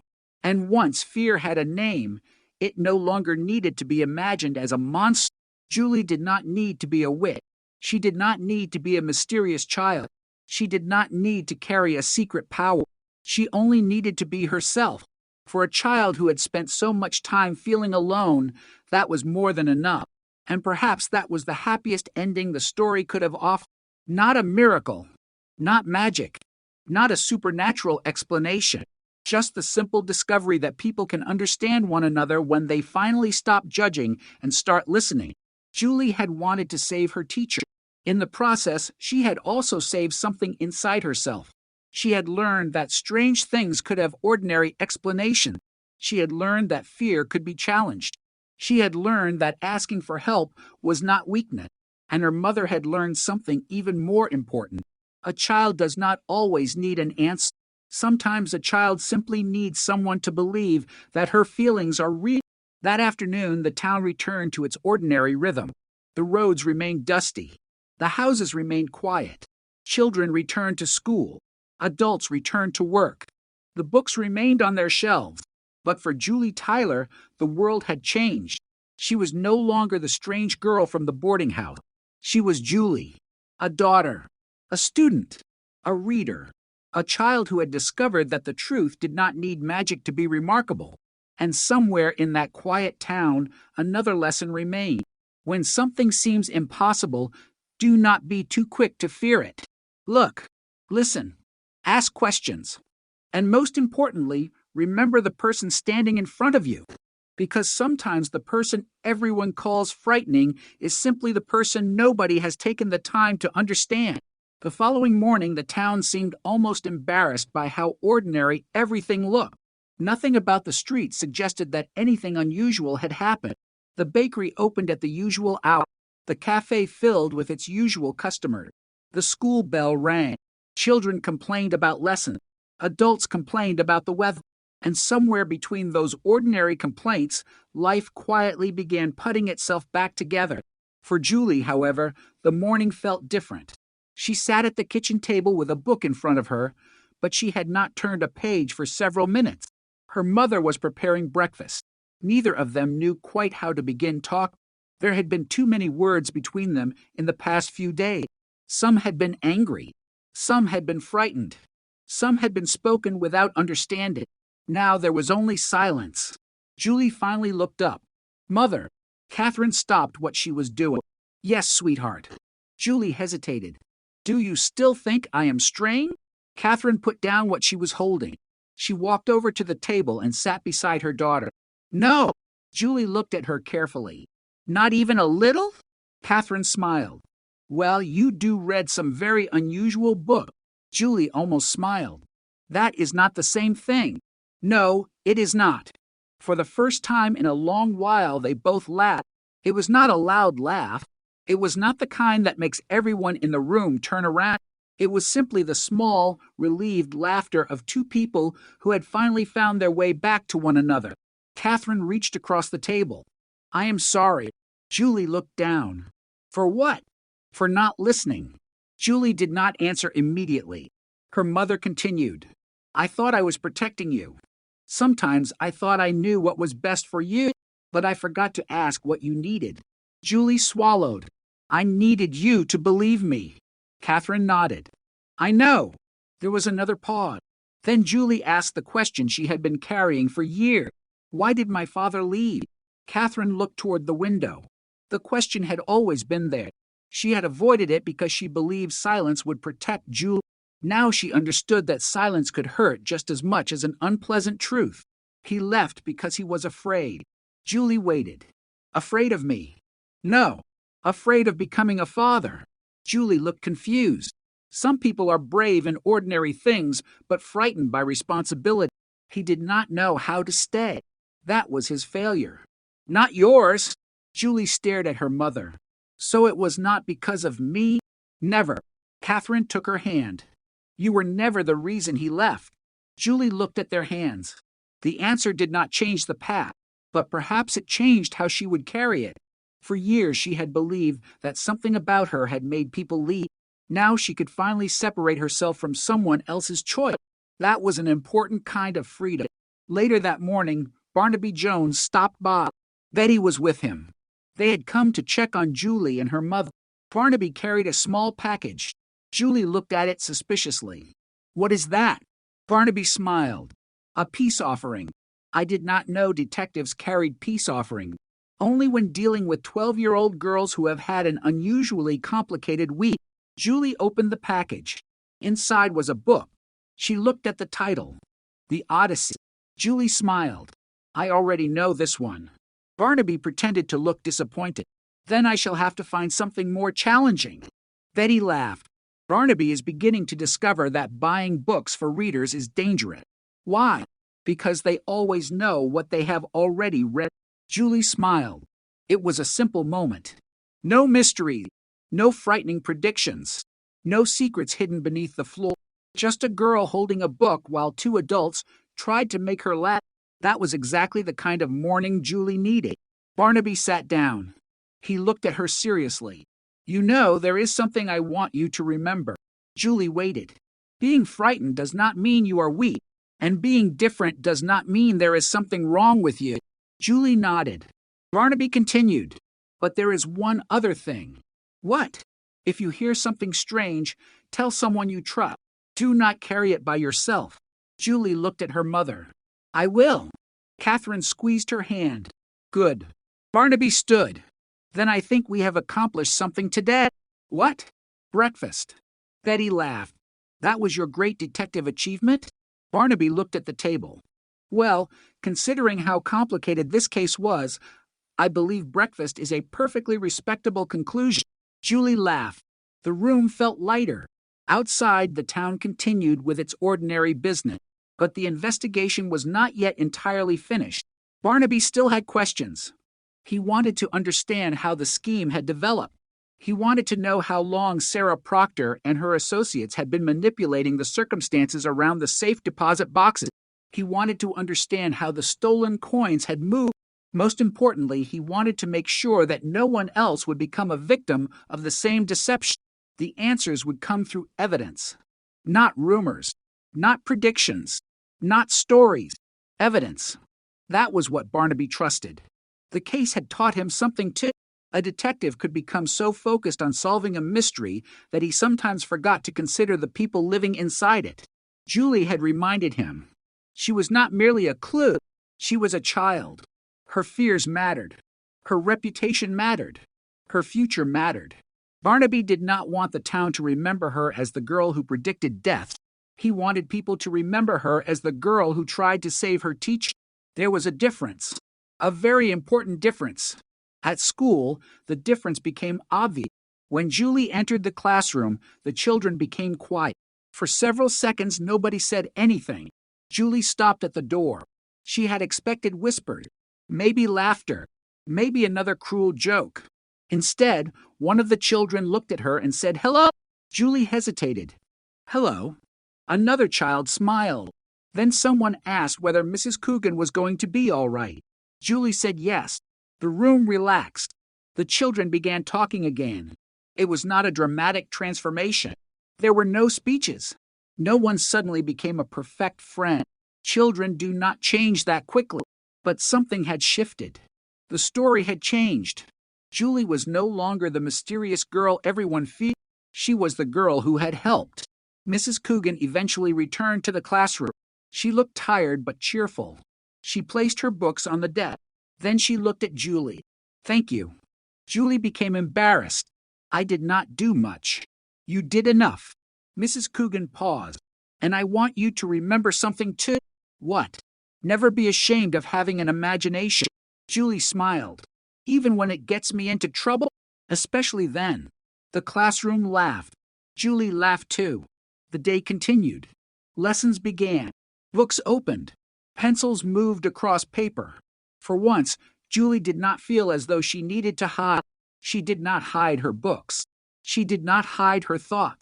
She did not worry about whether someone would call her strange. She simply listened. She learned. She participated. And when the bell rang, she walked home beside another girl from her class. They talked about homework. Then they talked about books. Then they talked about nothing important at all. Julie realized that sometimes friendship began with something incredibly ordinary. A conversation. A shared joke. A walk home. Nothing magical. Nothing mysterious. Just two people discovering that they liked being around each other. That evening, Catherine watched Julie reading in the living room. She had seen her daughter spend countless evenings alone. Now there was something different in her expression. Julie looked peaceful. Catherine sat nearby. What are you reading? A story about a journey. Where is the character going? Home. Catherine smiled. That sounds like a good story. Julie looked up. Yes, it is. The house was quiet. The same walls remained. The same room. The same old stair. But the house no longer seemed frightening. Julie knew now that walls could carry voices. She knew that shadows could make ordinary things look mysterious. She knew that fear could turn a misunderstanding into a legend. Most importantly, she knew that she did not have to face any of it alone. The next few days brought more ordinary moments. Barnaby completed his investigation. The evidence connected the people involved with the scheme. The missing pieces began to fall into place. The safe deposit boxes had not been emptied by magic. The keys had not appeared mysteriously. The accidents had not been predicted by supernatural power. There had been planning. There had been deception. There had been greed. But there had also been a mistake. The people responsible had underestimated the value of a child's observation. They believed Julie's strange reputation would protect them. Instead, it became the very thing that drew Barnaby's attention. Every prediction made him ask another question. Every question led to another piece of evidence. Eventually, the story became understandable. And once it became understandable, the fear began to disappear. That was one of Barnaby's favorite parts of investigation. Not the arrest. Not the confrontation. The moment when confusion became clarity. The moment when a room full of unanswered questions suddenly contained one simple explanation. Julie experienced her own version of that moment. For a long time, she had wondered whether something dark lived inside her. Now she knew better. There was nothing evil inside her. There was only a child with an active imagination, sharp instincts, and ears that had heard conversations adults believed were private. That did not make her a witch. It made her observant. It made her human. And it made her someone who deserved to be listened to. One afternoon, Barnaby returned to the school. Mrs. Coogan was arranging books. Barnaby looked at the shelves. "You have quite a collection." She smiled. "Julie has been recommending books to me. I thought it was supposed to be the other way around. Perhaps she has decided to reverse the process." Barnaby nodded. "She has always been a little independent." Mrs. Coogan looked toward the window. "She is also much braver than she thinks." Barnaby agreed. "That may be true." They were quiet for a moment. Then Mrs. Coogan asked something. "Do you think she will forget all this?" Barnaby considered the question. "I hope she remembers the right part." "What is the right part?" "That she was afraid and still did what she believed was right." Mrs. Coogan nodded. "That is worth remembering." Barnaby smiled. "Yes, it is." The town slowly moved on. That is what towns do. People have short memories. New conversations replace old ones. New worries take the place of yesterday's worry. But for Julie, the experience remained important. She had learned something about fear. Fear often grew when people refused to talk. She had learned something about truth. Truth became stronger when people asked questions.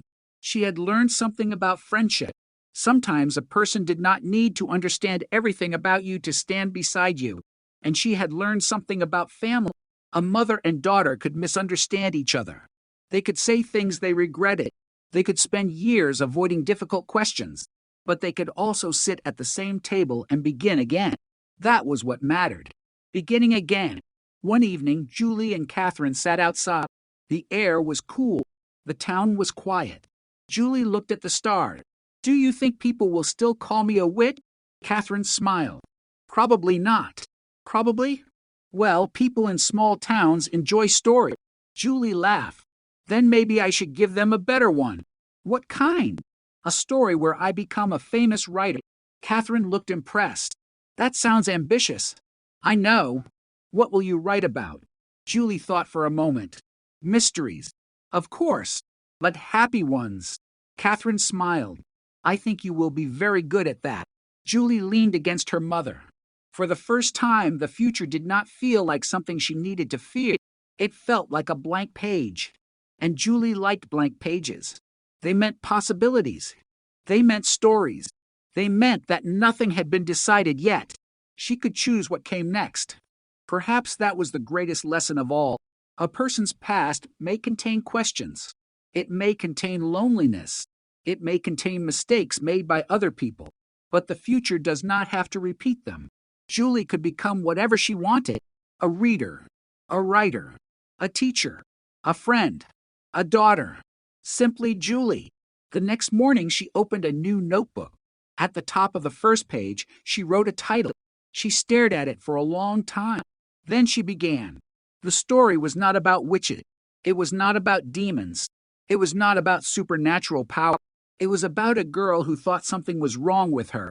A girl who discovered that the world was not as frightening as she had imagined. A girl who learned that people could make mistakes. A girl who learned that people could apologize.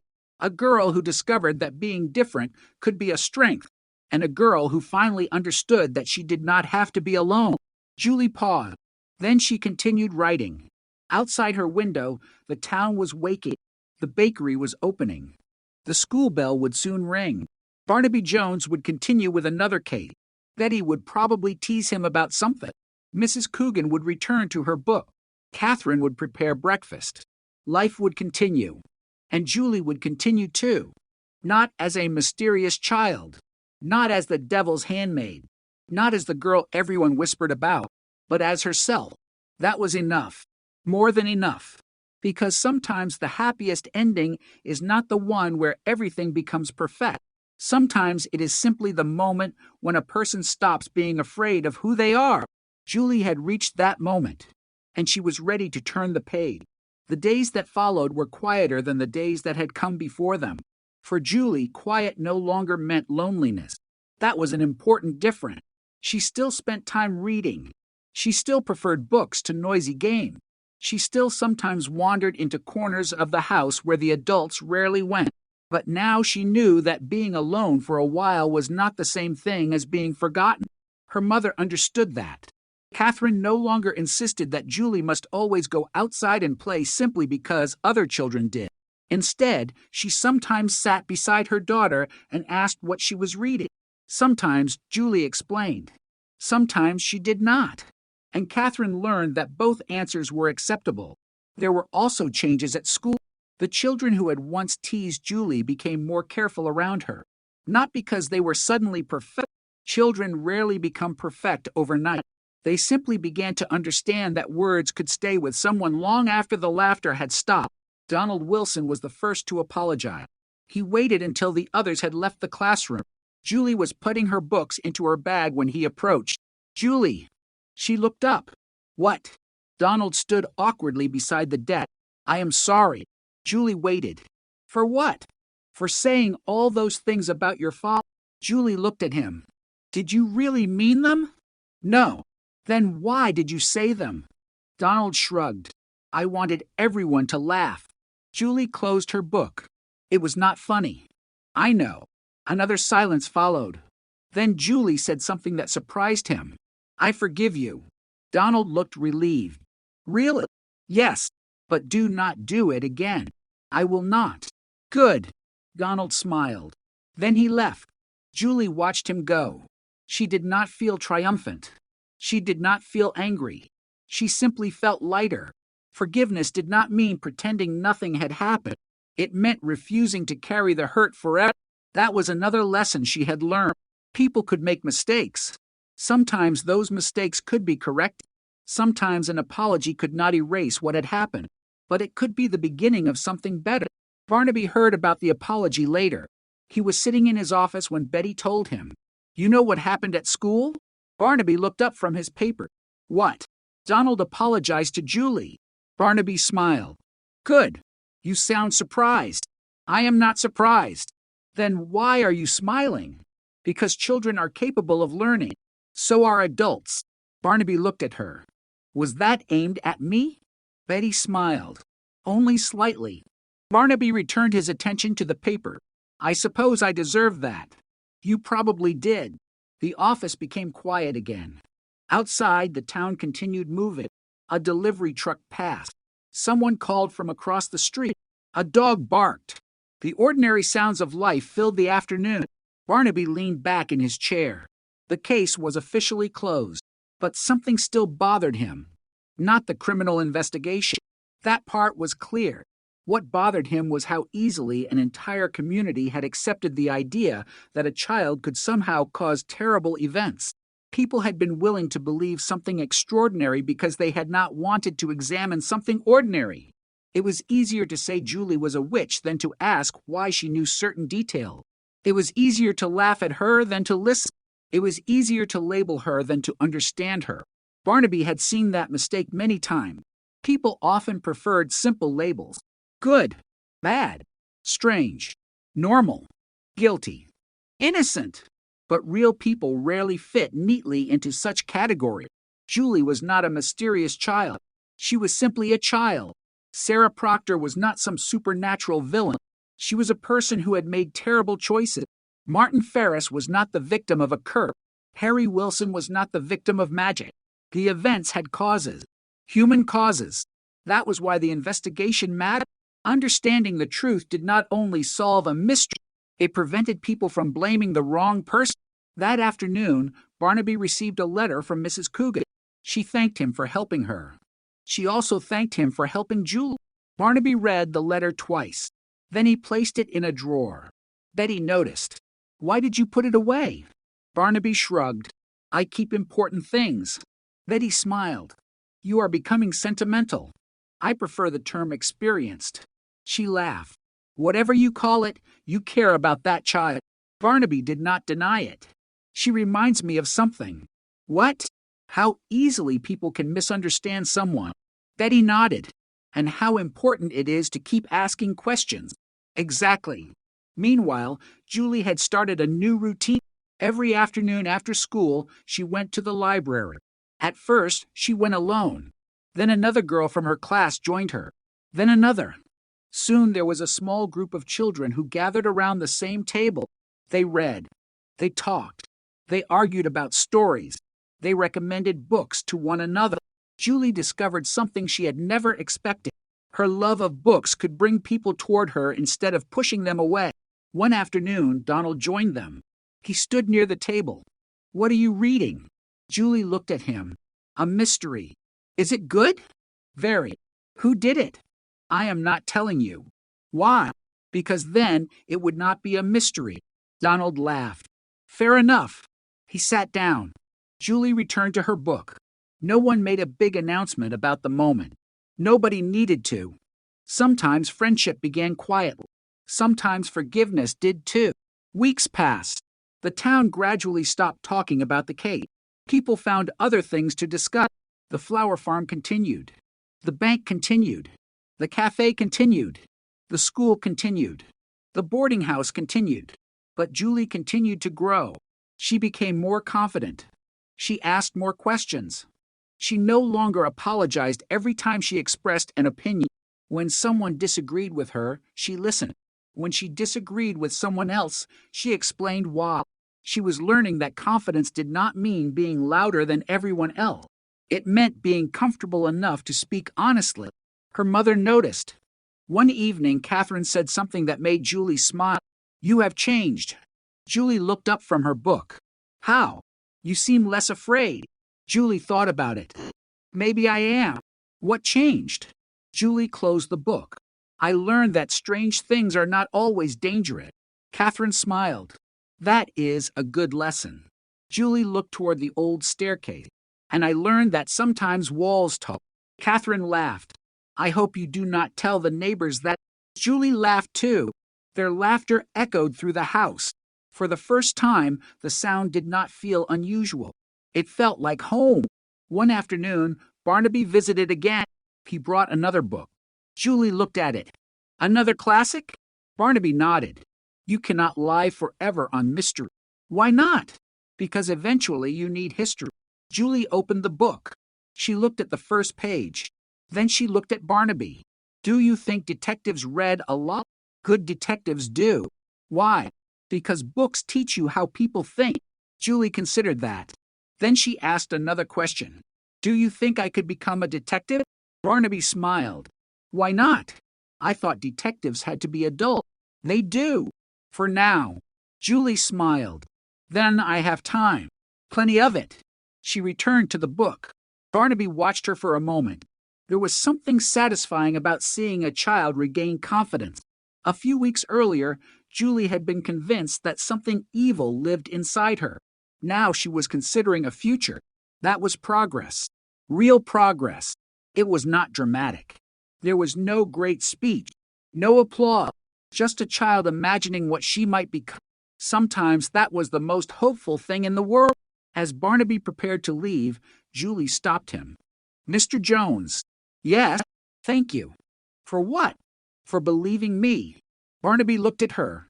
I did not believe everything you said. Julie looked surprised. Then what did you believe? I believed that you believed what you were saying. Julie thought about that. That was enough. Barnaby nodded. Sometimes it is. He left. Julie watched him walk down the road. Then she returned to her book. The story continued. So did hers. Years later, Julie would remember the strange events of that period. She would remember the fear. She would remember the accusation. She would remember the sound traveling through the old house. She would remember the moment when everything that seemed supernatural became understandable. But she would remember other things too. Her mother's apology. Donald's awkward attempt to make peace. Mrs. Coogan's kindness. Betty's laughter. Barnaby's patience. The first friend who joined her at the library. The first time she realized she could talk about her father without feeling ashamed. Those memories mattered more. Because the mystery had not changed Julie's life merely by frightening her. It had changed her by teaching her how to understand people. She learned that fear could distort reality. She learned that rumors could become cruel. She learned that people could make terrible decisions when they valued money more than honesty. But she also learned that people could choose differently. Her mother chose to listen. Donald chose to apologize. Mrs. Coogan chose to trust her. Barnaby chose to investigate rather than judge. Julie chose to forgive. Those choices became more important than the mystery itself. One evening, Julie sat at her desk. Her notebook was open. She had been writing for several hours. The story she was creating had grown much longer than she expected. It was about a young girl who believed she had a strange power, but the girl eventually discovered that her greatest power was not supernatural. It was her ability to notice things other people ignore. She noticed sadness. She noticed fear. She noticed kindness. She noticed when someone needed help. Julie stopped writing. She looked at the last sentence. Then she smiled. She finally understood what she wanted the story to say. Being different was not a curse. Sometimes it was simply another way of seeing the world. She closed the notebook. Her mother called from downstairs. Dinner. Julie answered. Coming. She stood. Then she paused. She looked around her room. The old wall. The familiar bed. The books. The desk. Everything was ordinary. And that was wonderful. She walked downstairs. Catherine was waiting. How was your story? Julie smiled. It has a happy ending. Good. What happens? I cannot tell you. Why? Because then you would not have to read it. Catherine laughed. All right. I will wait. They sat down together. Outside, evening settled over the town. The lights came on one by one. The streets became quiet. Another day ended. Nothing supernatural happened. Nothing mysterious appeared. No voice came from the wall. No prediction came true. There was only a mother and daughter sharing dinner. And for Julie, that was enough. Perhaps more than enough. Because after everything she had experienced, she had finally discovered something that no detective could put into a report. Home was not a building. Home was the place where someone listened, where someone forgave, where someone believed in you, where you could make mistakes and still be loved. Julie had spent years wondering why her life had begun with someone leaving. Now she understood that a person's absence did not have to define the life of the person left behind. Her father had made his choice. Her mother had made her. And Julie would make her own. She would choose curiosity instead of fear, understanding instead of judgment, friendship instead of isolation, hope instead of shame. The mystery had ended. But Julie's story was only beginning, and this time she would be the one writing it. The following morning began with rain. It was a soft rain, the kind that made the roofs shine and turned the roads dark without making anyone particularly miserable. Julie liked rainy mornings. She liked the way the world seemed quiet. She liked the sound against the window. Most of all, she liked having an excuse to stay inside with a book. Catherine came into the room carrying 2 cups of warm milk. "You are going to become a permanent part of that chair one day." Julie looked up. "That would not be so bad. You need fresh air. I can open the window." Catherine laughed. "You always have an answer." Julie smiled. "I learned from you." Catherine sat beside her. For a moment they listened to the rain. Then Catherine noticed the notebook on the table. "Are you still writing?" "Yes." "Is it finished?" "Not yet." "What is it about now?" Julie thought for a moment. "A girl who learns that people are not always what they seem." Catherine nodded. "That sounds familiar." Julie smiled. "Maybe a little." Catherine looked at her daughter. "Do you think the girl is happy?" Julie looked down at the notebook. "She is learning." "That is not quite an answer." Julie closed the notebook. "Maybe happiness is something you learn to." Catherine considered that. "Perhaps it is." The conversation ended naturally. Neither of them needed to say more. Their relationship had changed. Not because every old problem had disappeared, but because they had learned how to talk about those problems. That was something Julie had never expected. She had always imagined that families were supposed to understand each other automatically. Now she knew better. People who loved each other could still misunderstand one another. Love did not make people perfect. It simply gave them a reason to try again. Later that morning, Barnaby called. Catherine answered. "Hello?" It was Barnaby. He wanted to speak with Julie. Julie took the receiver. "Hello? Good morning." "Good morning. How is the famous detective in training?" Julie smiled. "Still learning." "Excellent answer. Why did you call?" "I have a question." Julie became serious. "What question?" "I have been thinking about the case." "So have I." "What have you been thinking?" Barnaby paused. "I was wondering whether you ever felt that the strange things you heard were your fault." Julie looked toward the window. "Sometimes." "And now?" "Now I know they were not." Barnaby was quiet. "Good." Julie waited. Then she asked him a question. "Why did you believe me?" Barnaby laughed softly. "I told you before. I did not believe every prediction. I believed that you were telling the truth about what you experienced." Julie smiled. "That sounds complicated." "Detective work usually is." She laughed. Barnaby continued. "There is something else you should remember." "What?" "Never let people tell you what you are before you have had the chance to decide for yourself." Julie looked at her notebook. "I will remember." "Good. And keep writing." "I will." Barnaby ended the call. Julie remained by the phone for a moment. Then she returned to her notebook. She wrote another sentence. The most frightening thing about being misunderstood was that, after hearing the same story often enough, you could begin to misunderstand yourself. She stopped. That sentence felt important. She underlined it. Then she continued. At school, things had also changed. Mrs. Coogan had decided that the class should have a discussion about rumors. She did not mention Julie by name. She did not need to. The children understood. Mrs. Coogan asked them a simple question. What happens when people repeat something they do not know is true? One child answered, "People believe it." Another said, "It gets bigger." Mrs. Coogan nodded. "Exactly." Then she asked another question. "What should you do when you hear something strange?" Donald raised his hand. "Ask questions." Mrs. Coogan smiled. "Very good." Julie raised her hand too. "Listen to the person involved." Mrs. Coogan looked at her. Excellent. The lesson continued. It was not really about rumors. It was about responsibility. Words had consequences. A joke could become a reputation. A reputation could become isolation.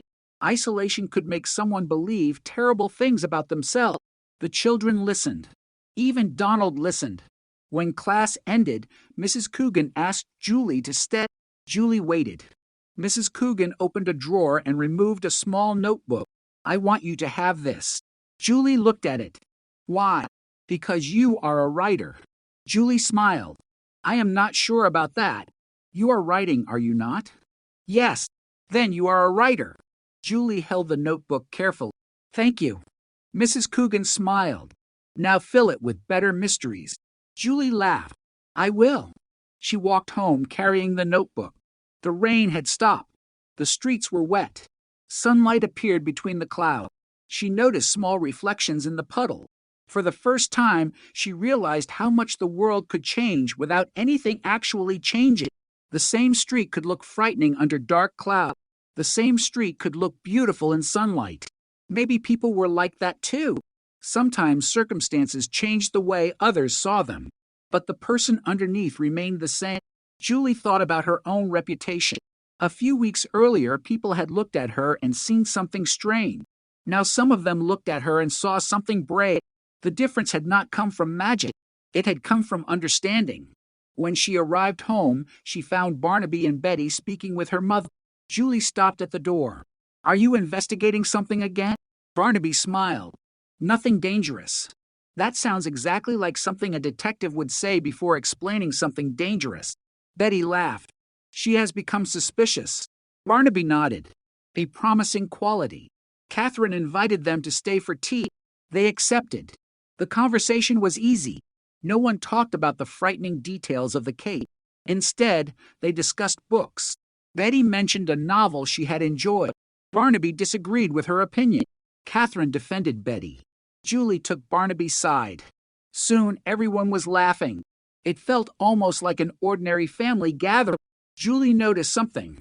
Barnaby had become part of her life in a strange way. Not as a father. Not as someone replacing anyone. Simply as an adult who had entered a difficult chapter and helped make sense of it. She was grateful. After tea, Barnaby stood to leave. Julie walked him to the door. Mr. Jones. Yes. Do you think people can really change? Barnaby thought about it. Yes. Even bad people? People can make bad choices. That is different. What is the difference? A choice can be changed. Julie considered that. What about the past? You cannot change the past. Then what can you change? What you do next. Julie nodded. That answer stayed with her. After Barnaby left, she returned upstairs. She opened her notebook. She wrote about choices. She wrote about mistakes. She wrote about forgiveness. She wrote about how a person could spend years believing their past had already decided their future. Then she wrote something else. The future is not an accusation. It is an opportunity. She read the sentence again. Then she smiled. Downstairs, Catherine called her. Dinner. Julie answered. Coming. She closed the notebook. Before leaving the room, she looked at the old wall. For a moment, she remembered the voice.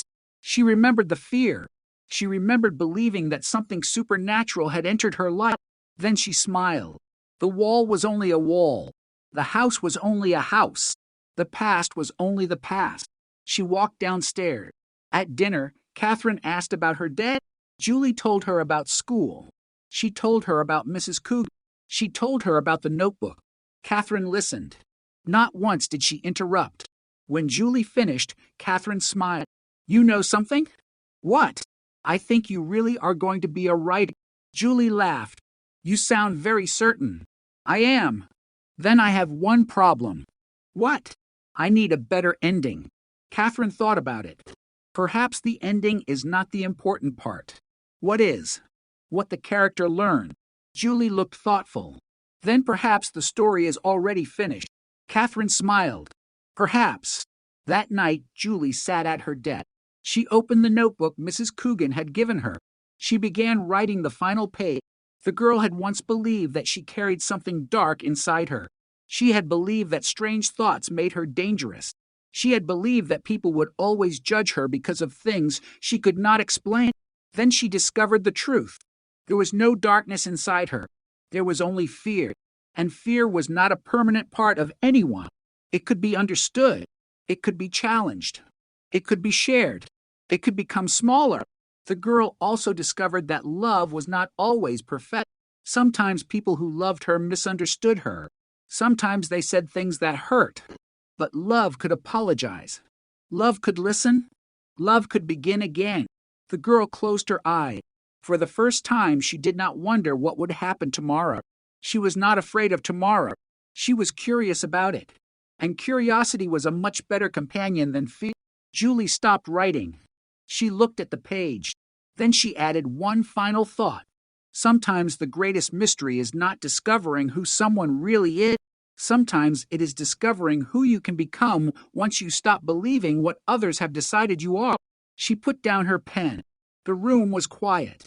Outside, the town slept. Julie closed the notebook. She was not the devil's handmaid. She never had been. She was Julie Tyler.